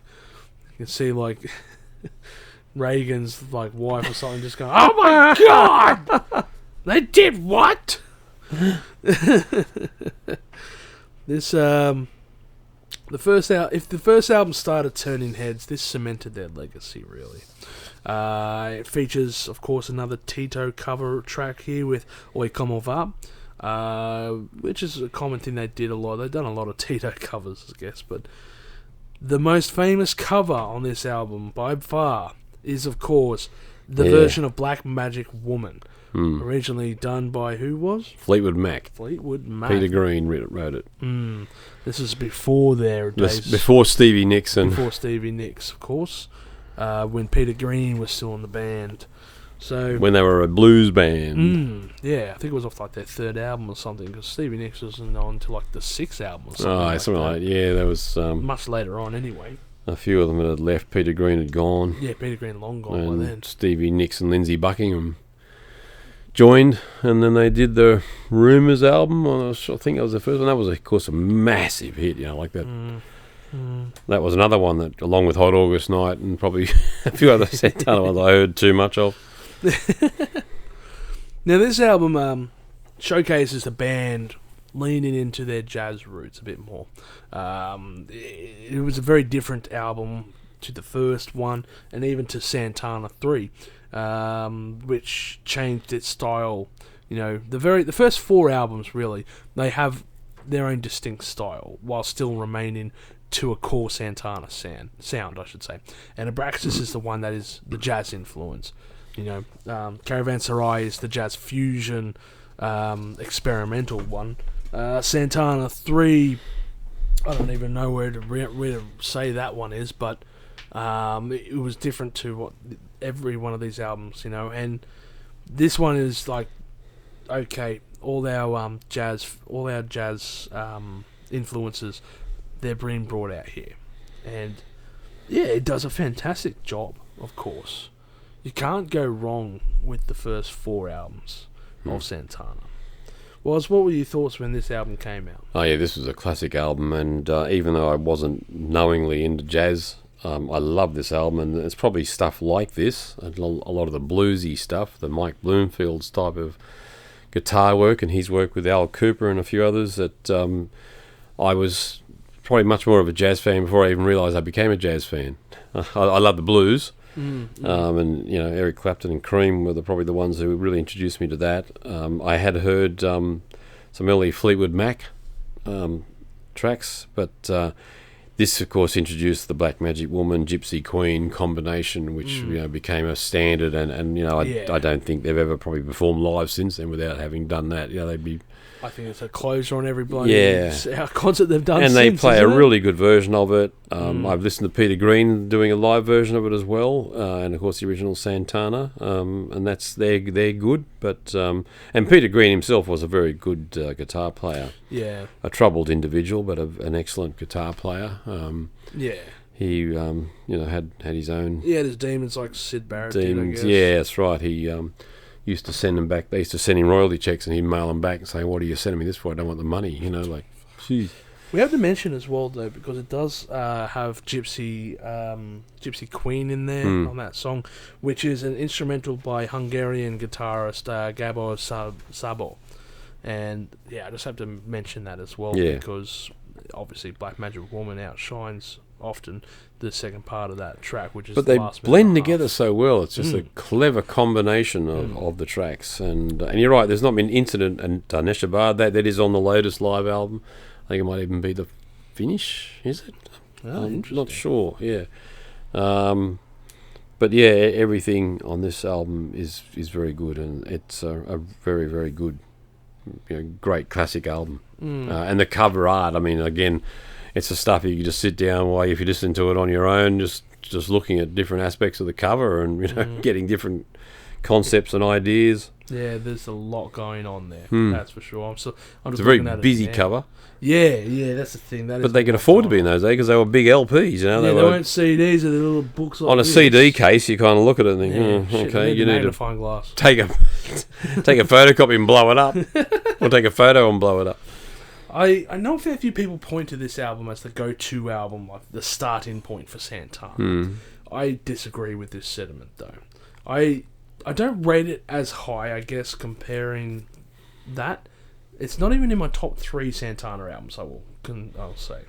But it's still obviously a very good album. Now, I mentioned obviously in the last one, Toussaint L'Ouverture, based around the grandfather of Haiti, and then there's the incident at Neshabur on this one, which Santana, he did this song based on a battle that occurred during the Napoleonic Wars, he said. There is a lot of confusion regarding this statement, because there is no place as Neshabur. That's actually a fictional place. And also the closest location, which I think was around Haiti or somewhere, like it was some other place anyway, did have a battle, but it wasn't during Napoleonic Wars anyway. It was later after his death. So there was a little bit of confusion, and people obviously are thinking he might have got confused. Still, regardless of the storyline, the instrumental song "Incident at Neshabor" is a fantastic, complicated jazz-rooted time signature, chaotic piece. You know, dun dun dun dun dun dun dun dun dun. Yeah, it just shows. You know, there's a band here that there's. I don't know, they've got a lot of things that they had going on. It's a band learning and evolving from their first release. They've got a lot of things right here. As I said, the second and third albums are usually the strongest. Yes, definitely. This is full of passion, but lacks power, I guess, but that's because of maybe the jazz influences. So, you know, that's just how jazz, I guess, can be. Look, not saying jazz doesn't lack power, but to me on this album in particular, you know, compare it to Santana 3 and, you know, the original Santana songs, there were more powerful pieces. You know, this one had very nice pieces with, like, Oi Como Va, Black Magic Woman, Incident Neshabar, Samba Party, and all the rest. But for me, you know, while a great album, it's still, like I said before, it's not in my top 3 Santana albums, you know. So, yeah, it's a very good album. Where would you rate this, you reckon? Look, I'd rate this as a pure spice as well. I mean, this is probably one of my top 3 or 4 Santana albums. It's mostly the original material, and where they've taken other tracks like Black Magic Woman and Oi Como Va, they've really made it their own as well. You know, yeah. They did the whole Santana method of taking songs, making them their own, I guess. Yeah, you know, yeah. Putting their own stamp on it, putting their own spice. yeah, exactly. And so no, I love this album. It's a good album. Listening to it again brought it back to me. You know, I hadn't listened to it for quite some time. You know, it's not an album that I've played for a long time. I don't know why. It's just, I guess there's been too much else to listen to. But I'll listen to it again. You know, this has made me appreciate Santana sound. Yeah. Particularly 100%. Those first, 4 or 5 albums. Definitely. For me, look, easily pure spice. Yeah. This is one of those albums you definitely should listen to if you're a Santana fan. I wouldn't say it's probably the first one, but it's definitely up there as one of the first couple that you should listen to. It's consistently very good. Yeah, no dud tracks on this album again.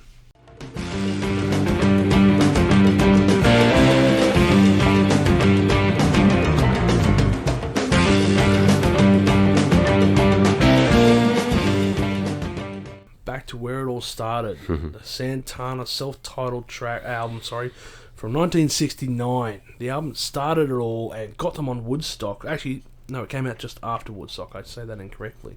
But obviously helped with the performance at Woodstock, would launch them into superstardom, I guess. The self-titled Santana album. Man, there's a lot. It starts off with that fantastic album cover, of course, which looks like a lion, but if you're looking at the album cover, it's got 3 people on the cover, it looks like, or 4 or 5 people. It's a very interesting album cover, of course, to look at, despite it only being black and white in colour. So, it's a very interesting album cover, and imagine if you were holding this vinyl record, you'd be like, okay, there's that. And I feel like a lot of bands, with their first album, in particular the very first track, it can set the mood for what to expect. You know, Black Sabbath did it with Black Sabbath, their first album, The Lightning and the Thunder, and the very doomy piece that came in with it.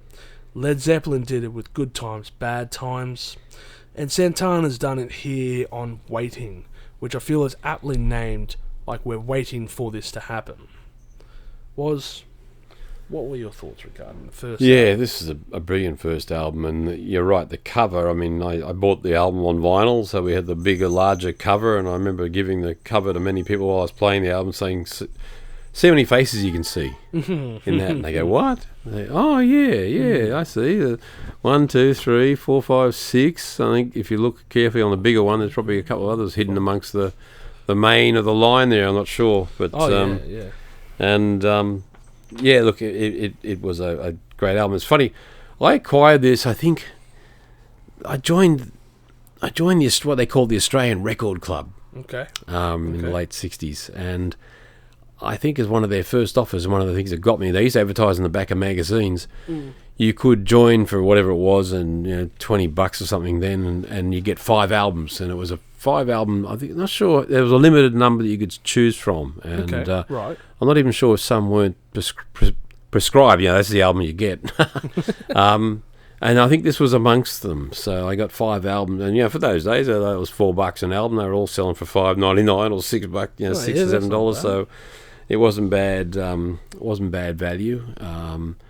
And I listened to it, and put it away. Just listened to it again. It wasn't one that. It wasn't like Santana 3, which hit me straight away as being really good. I mean, the opening track brought me back again and again, and then the rest of the album just took place. But I gradually then started to really like this album, and again had to play side 1 and 2. It wasn't one of those albums that I could very often just play the one side, and had to play it in the right order. So whilst with an album with vinyl you don't really have much of a choice of random play. Even listening to it on CD or streaming, it was not an album you'd put on random, because the tracks are.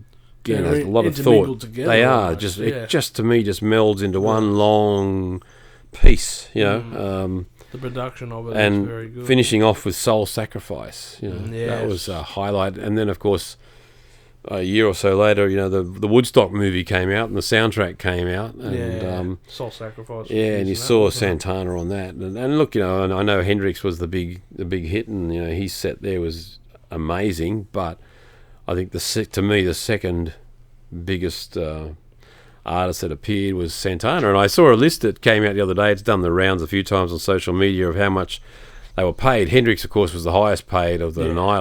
Was it $10,000? Oh, 10 or 18 grand, some ridiculous amount of money for those amount. days. Probably when the annual income in America was probably $2,500. Yeah. I think Carlos Santana, or Santana the band, and there was a big band, a lot of musicians.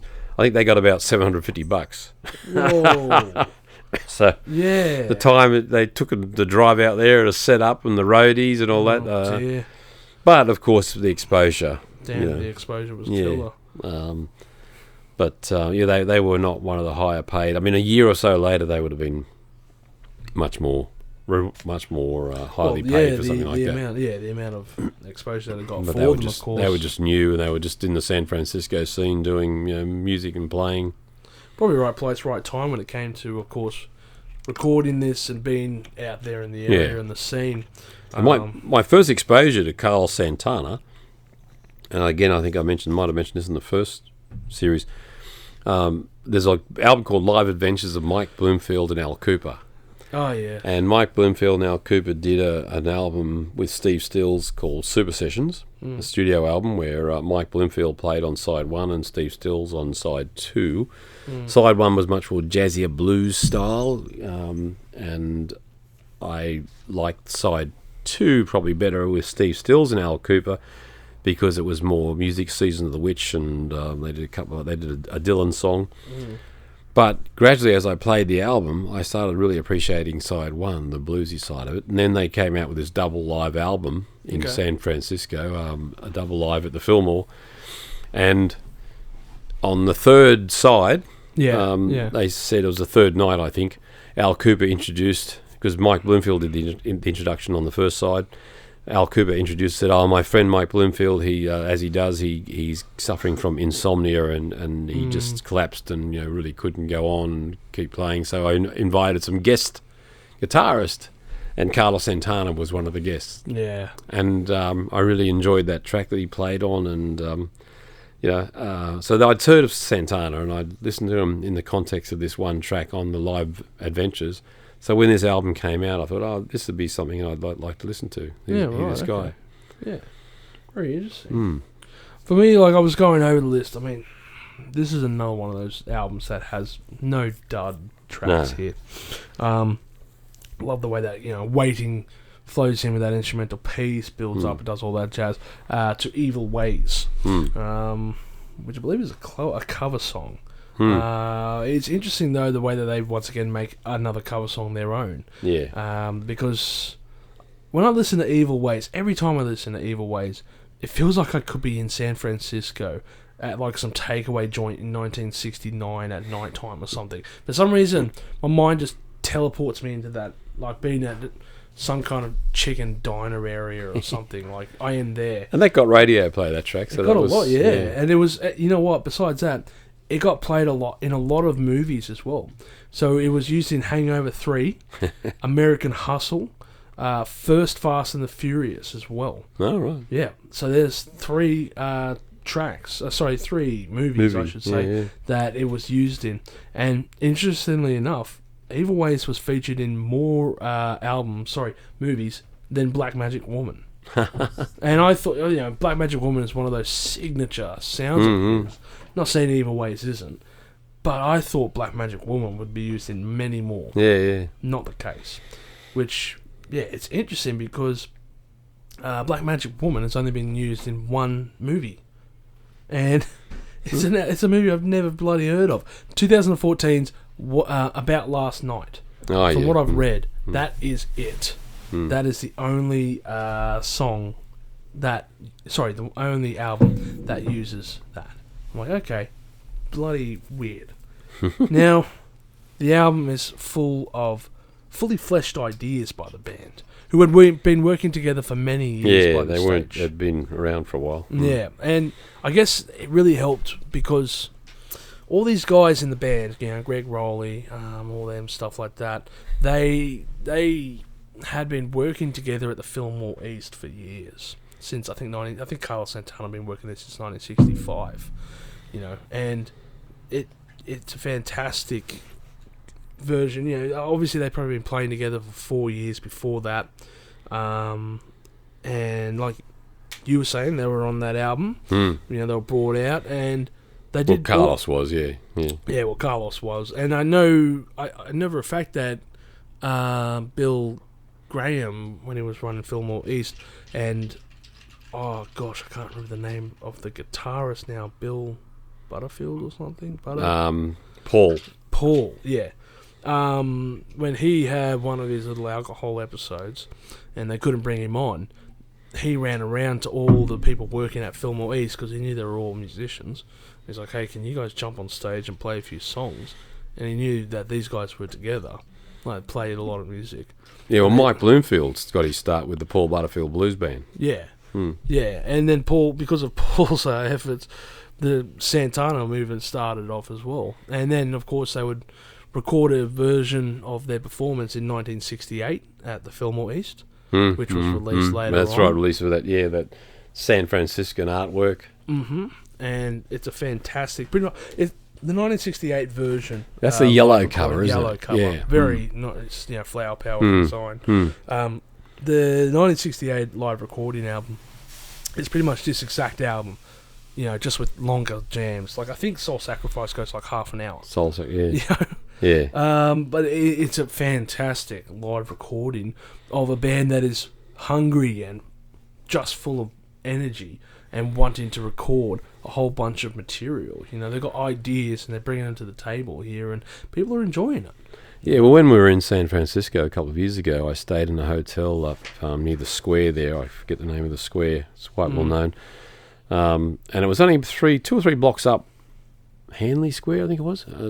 2 or 3 floor blocks up from where the Fillmore used to be. Okay. There, and I remember... It's been knocked down now. Well, no, it's still... I think the building is still there, because I remember saying to a taxi driver one time, where was the Fillmore? And he pointed, it's a bank or something now. Like it's and it's got the because I've seen pictures of from actually a Mike Bloomfield live at the Fillmore, not the one with Al Cooper, but his own Bill Graham's Fillmore Live or something it's called, or Live at Bill Graham's Fillmore, and you can recognise when you look at the building, and say, oh yeah, that's it. But I'm pretty sure there is another building or another place that they call the Fillmore. I didn't get a chance really to check. Okay. But across the road from where we were staying in the hotel, the first day we were there, it was raining. It was a bit miserable. We went and had a bite to eat.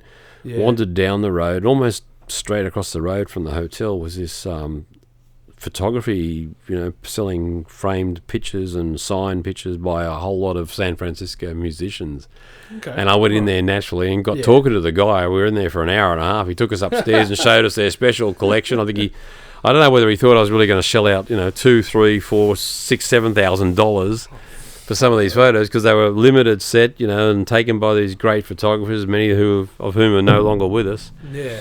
And I'm pretty sure there was a shot there of Al Cooper. I don't know about Mike. There might have been a shot of both Al Cooper and Mike Bloomfield, but wow. But many of the artists who played over the years at the Fillmore. That's quite an interesting little tidbit. Mm. I mean, it'd be interesting to have a look at. He probably shouldn't sell it. He probably should just set up a bloody museum and charge people coming in. Who, Bloom? This guy that's trying. Well, Bill's dead now. Oh, the that guy. you're talking about. Oh, yeah. Well, that's it's free studio. Just go in and have a look. They're all on the wall and everything. They're all there. If you charge $1, yeah. Hell yeah. That's right. I don't know. Look, that's my idea. If you're listening. I still get emails from them. I'm on an email service, and they send about it once every 3 months. They'll send out saying, here's a selection of, Rolling Stones pictures taken at, 1973 Altamont or something, whatever it was. I don't know. Is the Hells Angels? With 69, I think, was Altamont. Yeah. To me, this album is the perfect boiling point of Latin rock, soul, 60s rock in 40 minutes. Pretty much all those, actually, these last 3 albums have been just on the 40-minute mark. And this album is no different, You got very signature tones with Evil Ways, of course, Jingo, Saviour, and Soul Sacrifice. All of these tracks are staples in the Santana set list, of course, when you're looking at live performances.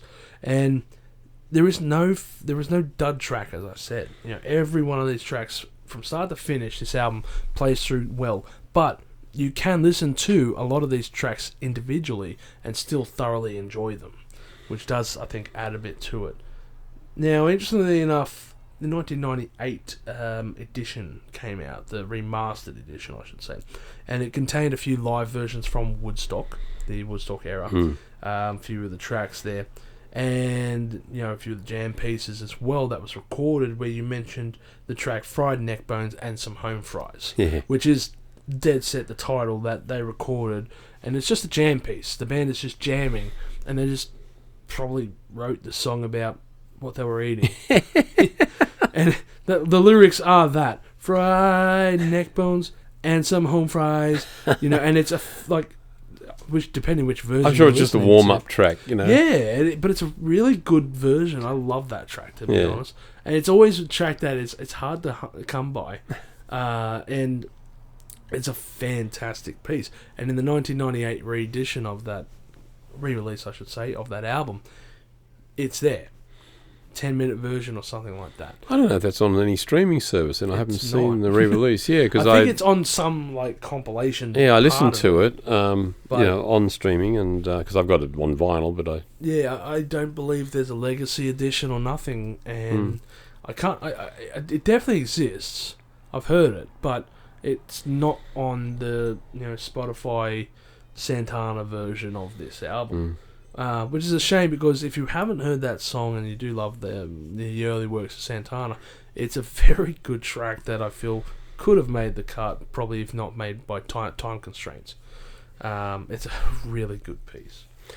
Well, if you want an excellent playlist, with streaming services and that now, if you put the first 3 albums in order on a playlist just to listen to in one go, that's you're pretty good.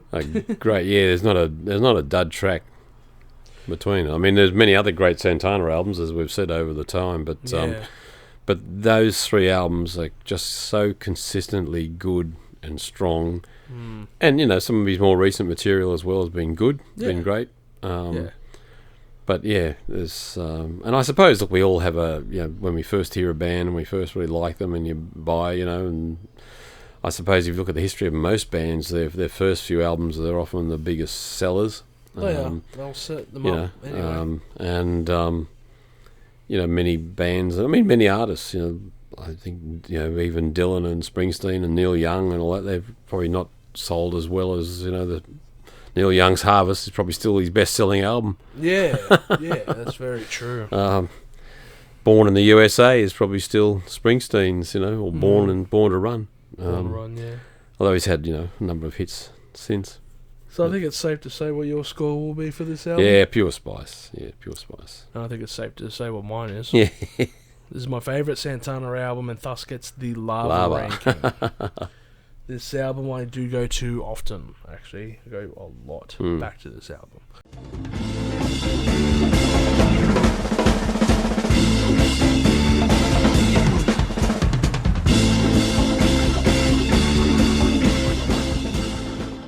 Which is not to negate their more recent material, and No.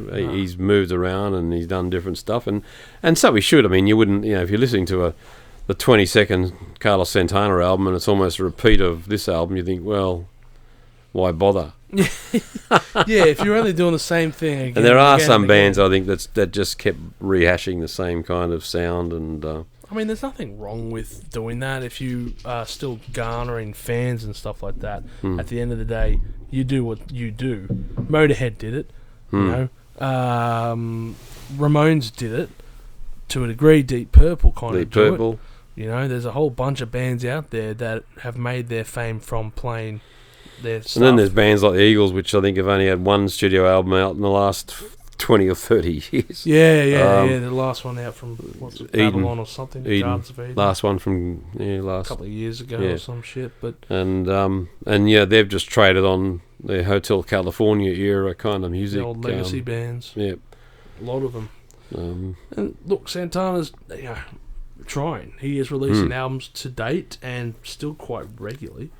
And even at the time of me doing my 5-minute review on Blessings and Miracles, to as of recording this episode, I believe he's re-released Oi Come Avar as a single.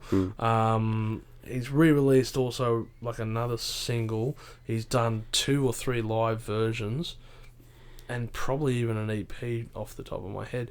And it's fantastic that he's still out there and he's still doing his things. Even Blessings and Miracles, I thought there were some very good tracks there. And I guess it's like you were saying about time limitations back on record days when you had something like a 45-minute cap or something, and then CDs made it so it was an 80-minute cap, and then now we're streaming. What's a cap? A lot of artists these days just go, well, fuck it, I'll record whatever. And like I said, Iron Maiden record on the regular tracks, albums that are 2 CDs, but that's because it's 10 minutes over. And it's just like, oh, come on now, you're having us on. And they're not always good. You don't have to make a full album. Just because you have the time, you don't have to fill it. And Blessings and Miracles, I thought, was pretty good. Like, it's not an overly long album. It's not a short one either. But I think regarding this, I guess we're going into the aftermath of the of what we've found throughout all of this. But there's a lot of things, I guess, that surprised me re-listening to this artist that I thought I already had heard a lot of. And there's a lot of albums that I thought were crap and I avoided for a long time. In particular, his 80s era stuff. And I'm kind of glad that we did this going on, because it forced me to go out and listen to the 80s era stuff. And I'm just like, well, I'm glad I listened to that. And then at some stages I'm like, I'm glad I've heard that so I can no longer have to. But then, Z-Bop is an album that looks like on the cover crap and is actually a fantastic album. Songs like Mount Kilimanjaro and other ones like that is just such a versatile artist when it comes to Carlos Santana. Yeah, it's like meeting up with an old friend and just taking off from where it was then. Something going back and listening. I mean, I've listened to his albums as they've come out over the years, and mostly a few of them I probably didn't bother with much, but yeah, no, having discovered again some of his more recent material, but going back to the original or going back to the earliest, it gives you a greater appreciation, and I'll certainly listen to a wider range, I guess, of his material. Yeah, of course. Well, I'm very glad that we did these episodes regarding Santana's rankings of the albums. And it's so good with streaming services now because you can go back and listen to some of these albums, and think, Much well, okay, easier. I probably wouldn't have spent, CDs when they first came out were $30, $25, $30, Yeah. So, you had to be, say, okay, I'm going to buy 2, 3, 4 CDs a month, Yeah. 5, 6 maybe. You have to be conservative with them. Space was another issue, you buy them and, Yeah, physical space. I mean, records, I've still got stacks of records and I just can't part with them. But, now with streaming services, where would bands like Dave Matthews Band and Grateful Dead with their live material be back on vinyl? Like Dave Matthews Band live, tried to find one of their albums under 3 hours. Yeah. There are some, I think, at Red Rocks or something might have been. But, most of the live albums from those bands like that, jam bands, Government Mule, another band that I like, Allman Brothers Band, they've got a whole series of live. Their albums, Grateful Dead. 2.5, 3 hours. Yeah, Grateful Dead, like They're Playing in the ridiculously Sand. Well, it's not, that's like the other band, the tribute band kind of thing, but that had to be a 4 album set. Yeah. Well, that's what I was looking over. I remember I was going back over, something like by the Grateful Dead, and oh god, you just okay, pages. Yeah, pages. volume 19, here's Dick's the- Picks or whatever it was. Here's the bootleg from 19 from 2004. Live in Europe 1, Live in Europe 2. Live. Yeah. You're going through all of that and all that, and that's fine. If you're a massive fan, you're gonna love that. That's cool. I appreciate having mountains and mountains of recordings, but at the end of the day, you're gonna have whipping posts on every single one of those live recordings, The Allman aren't Brothers. Grateful Dead. Can't even think of Some it. Stephen Jam or Yeah. Playing in the Band. It gets kind of like, Yes as well as another one, Oh yeah, but. How many times can you hear Roundabout live? Well, Yes did release a whole series. I think it was live in '73 or something, and it's about 7 or 8 albums. And then to top it off, there's a compilation. I'm not sure if it's all together or just bits and pieces. So you think, boy, you'd have to be a big Yes fan really to listen to all that, because some of them are only weeks apart. It's like exactly. a lot of jazz art. Miles Davis have done that. They've brought out albums. This is the Friday night. This is the Saturday night. All right, they did a couple of tracks different, but Yeah. you hear So What on each night. Yeah. Kind of blue. These guys are so good. There's not much different. They might do an extended version of a track or two, but Yeah, there might be a little bit different in regards to some stuff. But And what's the band that was formed post Jerry Garcia, made up of some of the Grateful Dead? Was it just called the Dead? Deadheads or something. No, that's the fans. The Dead. I think they're just called the Dead. And I think John Mayer might have been he might have featured. John Mayer? John Mayer, M-A-Y-R. Yeah, I think he did some of it. And I think they've got a series of ones called Playing in the Sand. They've only ever done live albums. They've never done studio material. Okay. And I think they've got a series of albums quite often called Playing in the Sand, obviously a send-up of the Playing in the Band song. And they're quite good. They're, again, long, 3.5 hours. You've got to commit yourself to a whole afternoon. It's a long drive, that one. But, look, there's definitely... I'm definitely glad that we went and did the deep dive for Santana. Made me fully appreciate more of his work. There's a lot of stuff out there that I wasn't aware of, and it blew my mind when I heard. There was a lot of stuff that also was a bit crap. That's how it is when you've released something like 30 albums, You're not going to have 30 purely great albums. So, that's just how it comes. Like any artist, isn't it? Writer, singer, musician. Definitely. Some of their material stands out. They usually have a couple of really good hit albums, and then, the stuff that comes after may not be that great, but it's still very listenable. That's right. Well, Woz, thank you very much for joining us. That's all right. You're welcome. Yeah, maybe I've enjoyed it, and I've enjoyed visiting my old friend Carlos Santana. Maybe we'll do a shorter list next time. We'll do Rolling Stones. Yeah, Only got 6 decades. you could do Dylan. That's another one. He's been pumping it out. non-stop, hasn't he? Yeah, well, he's only on 60-something albums. Yeah. Oh, God. Just as long as we leave out his Christmas album. I think Doz will be thoroughly disimpressed if that's his favourite, he said. So, yeah, I am Chilli from Live Listen Erased. This is Was, a special guest. Yep. Once again, if you haven't checked out the videos in regards to the Santana albums, Ranked Parts 1 and 2 are out now.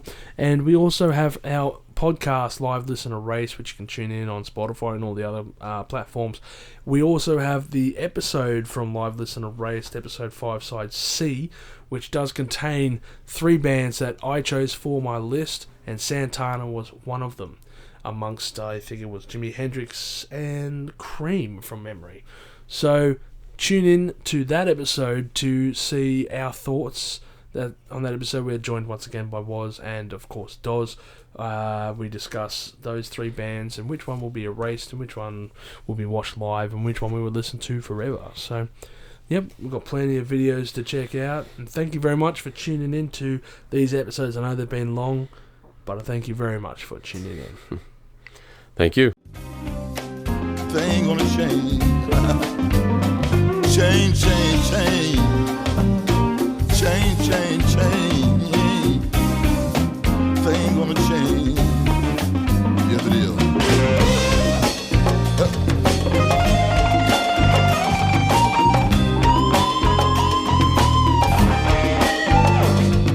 Thank you for tuning in to this episode of Live Listen Erased. And if you have enjoyed this episode, make sure you share it with all your friends. Don't forget to subscribe to our Chilli Con Carnage Crew so you can get notified for all the future videos that we put out, as we put out videos every Friday. Also, we are on Discord, Facebook, Instagram, and Twitter over at Live Listen Erased, so make sure to tune in over there. And don't forget to like this video so that our manager can stay very happy.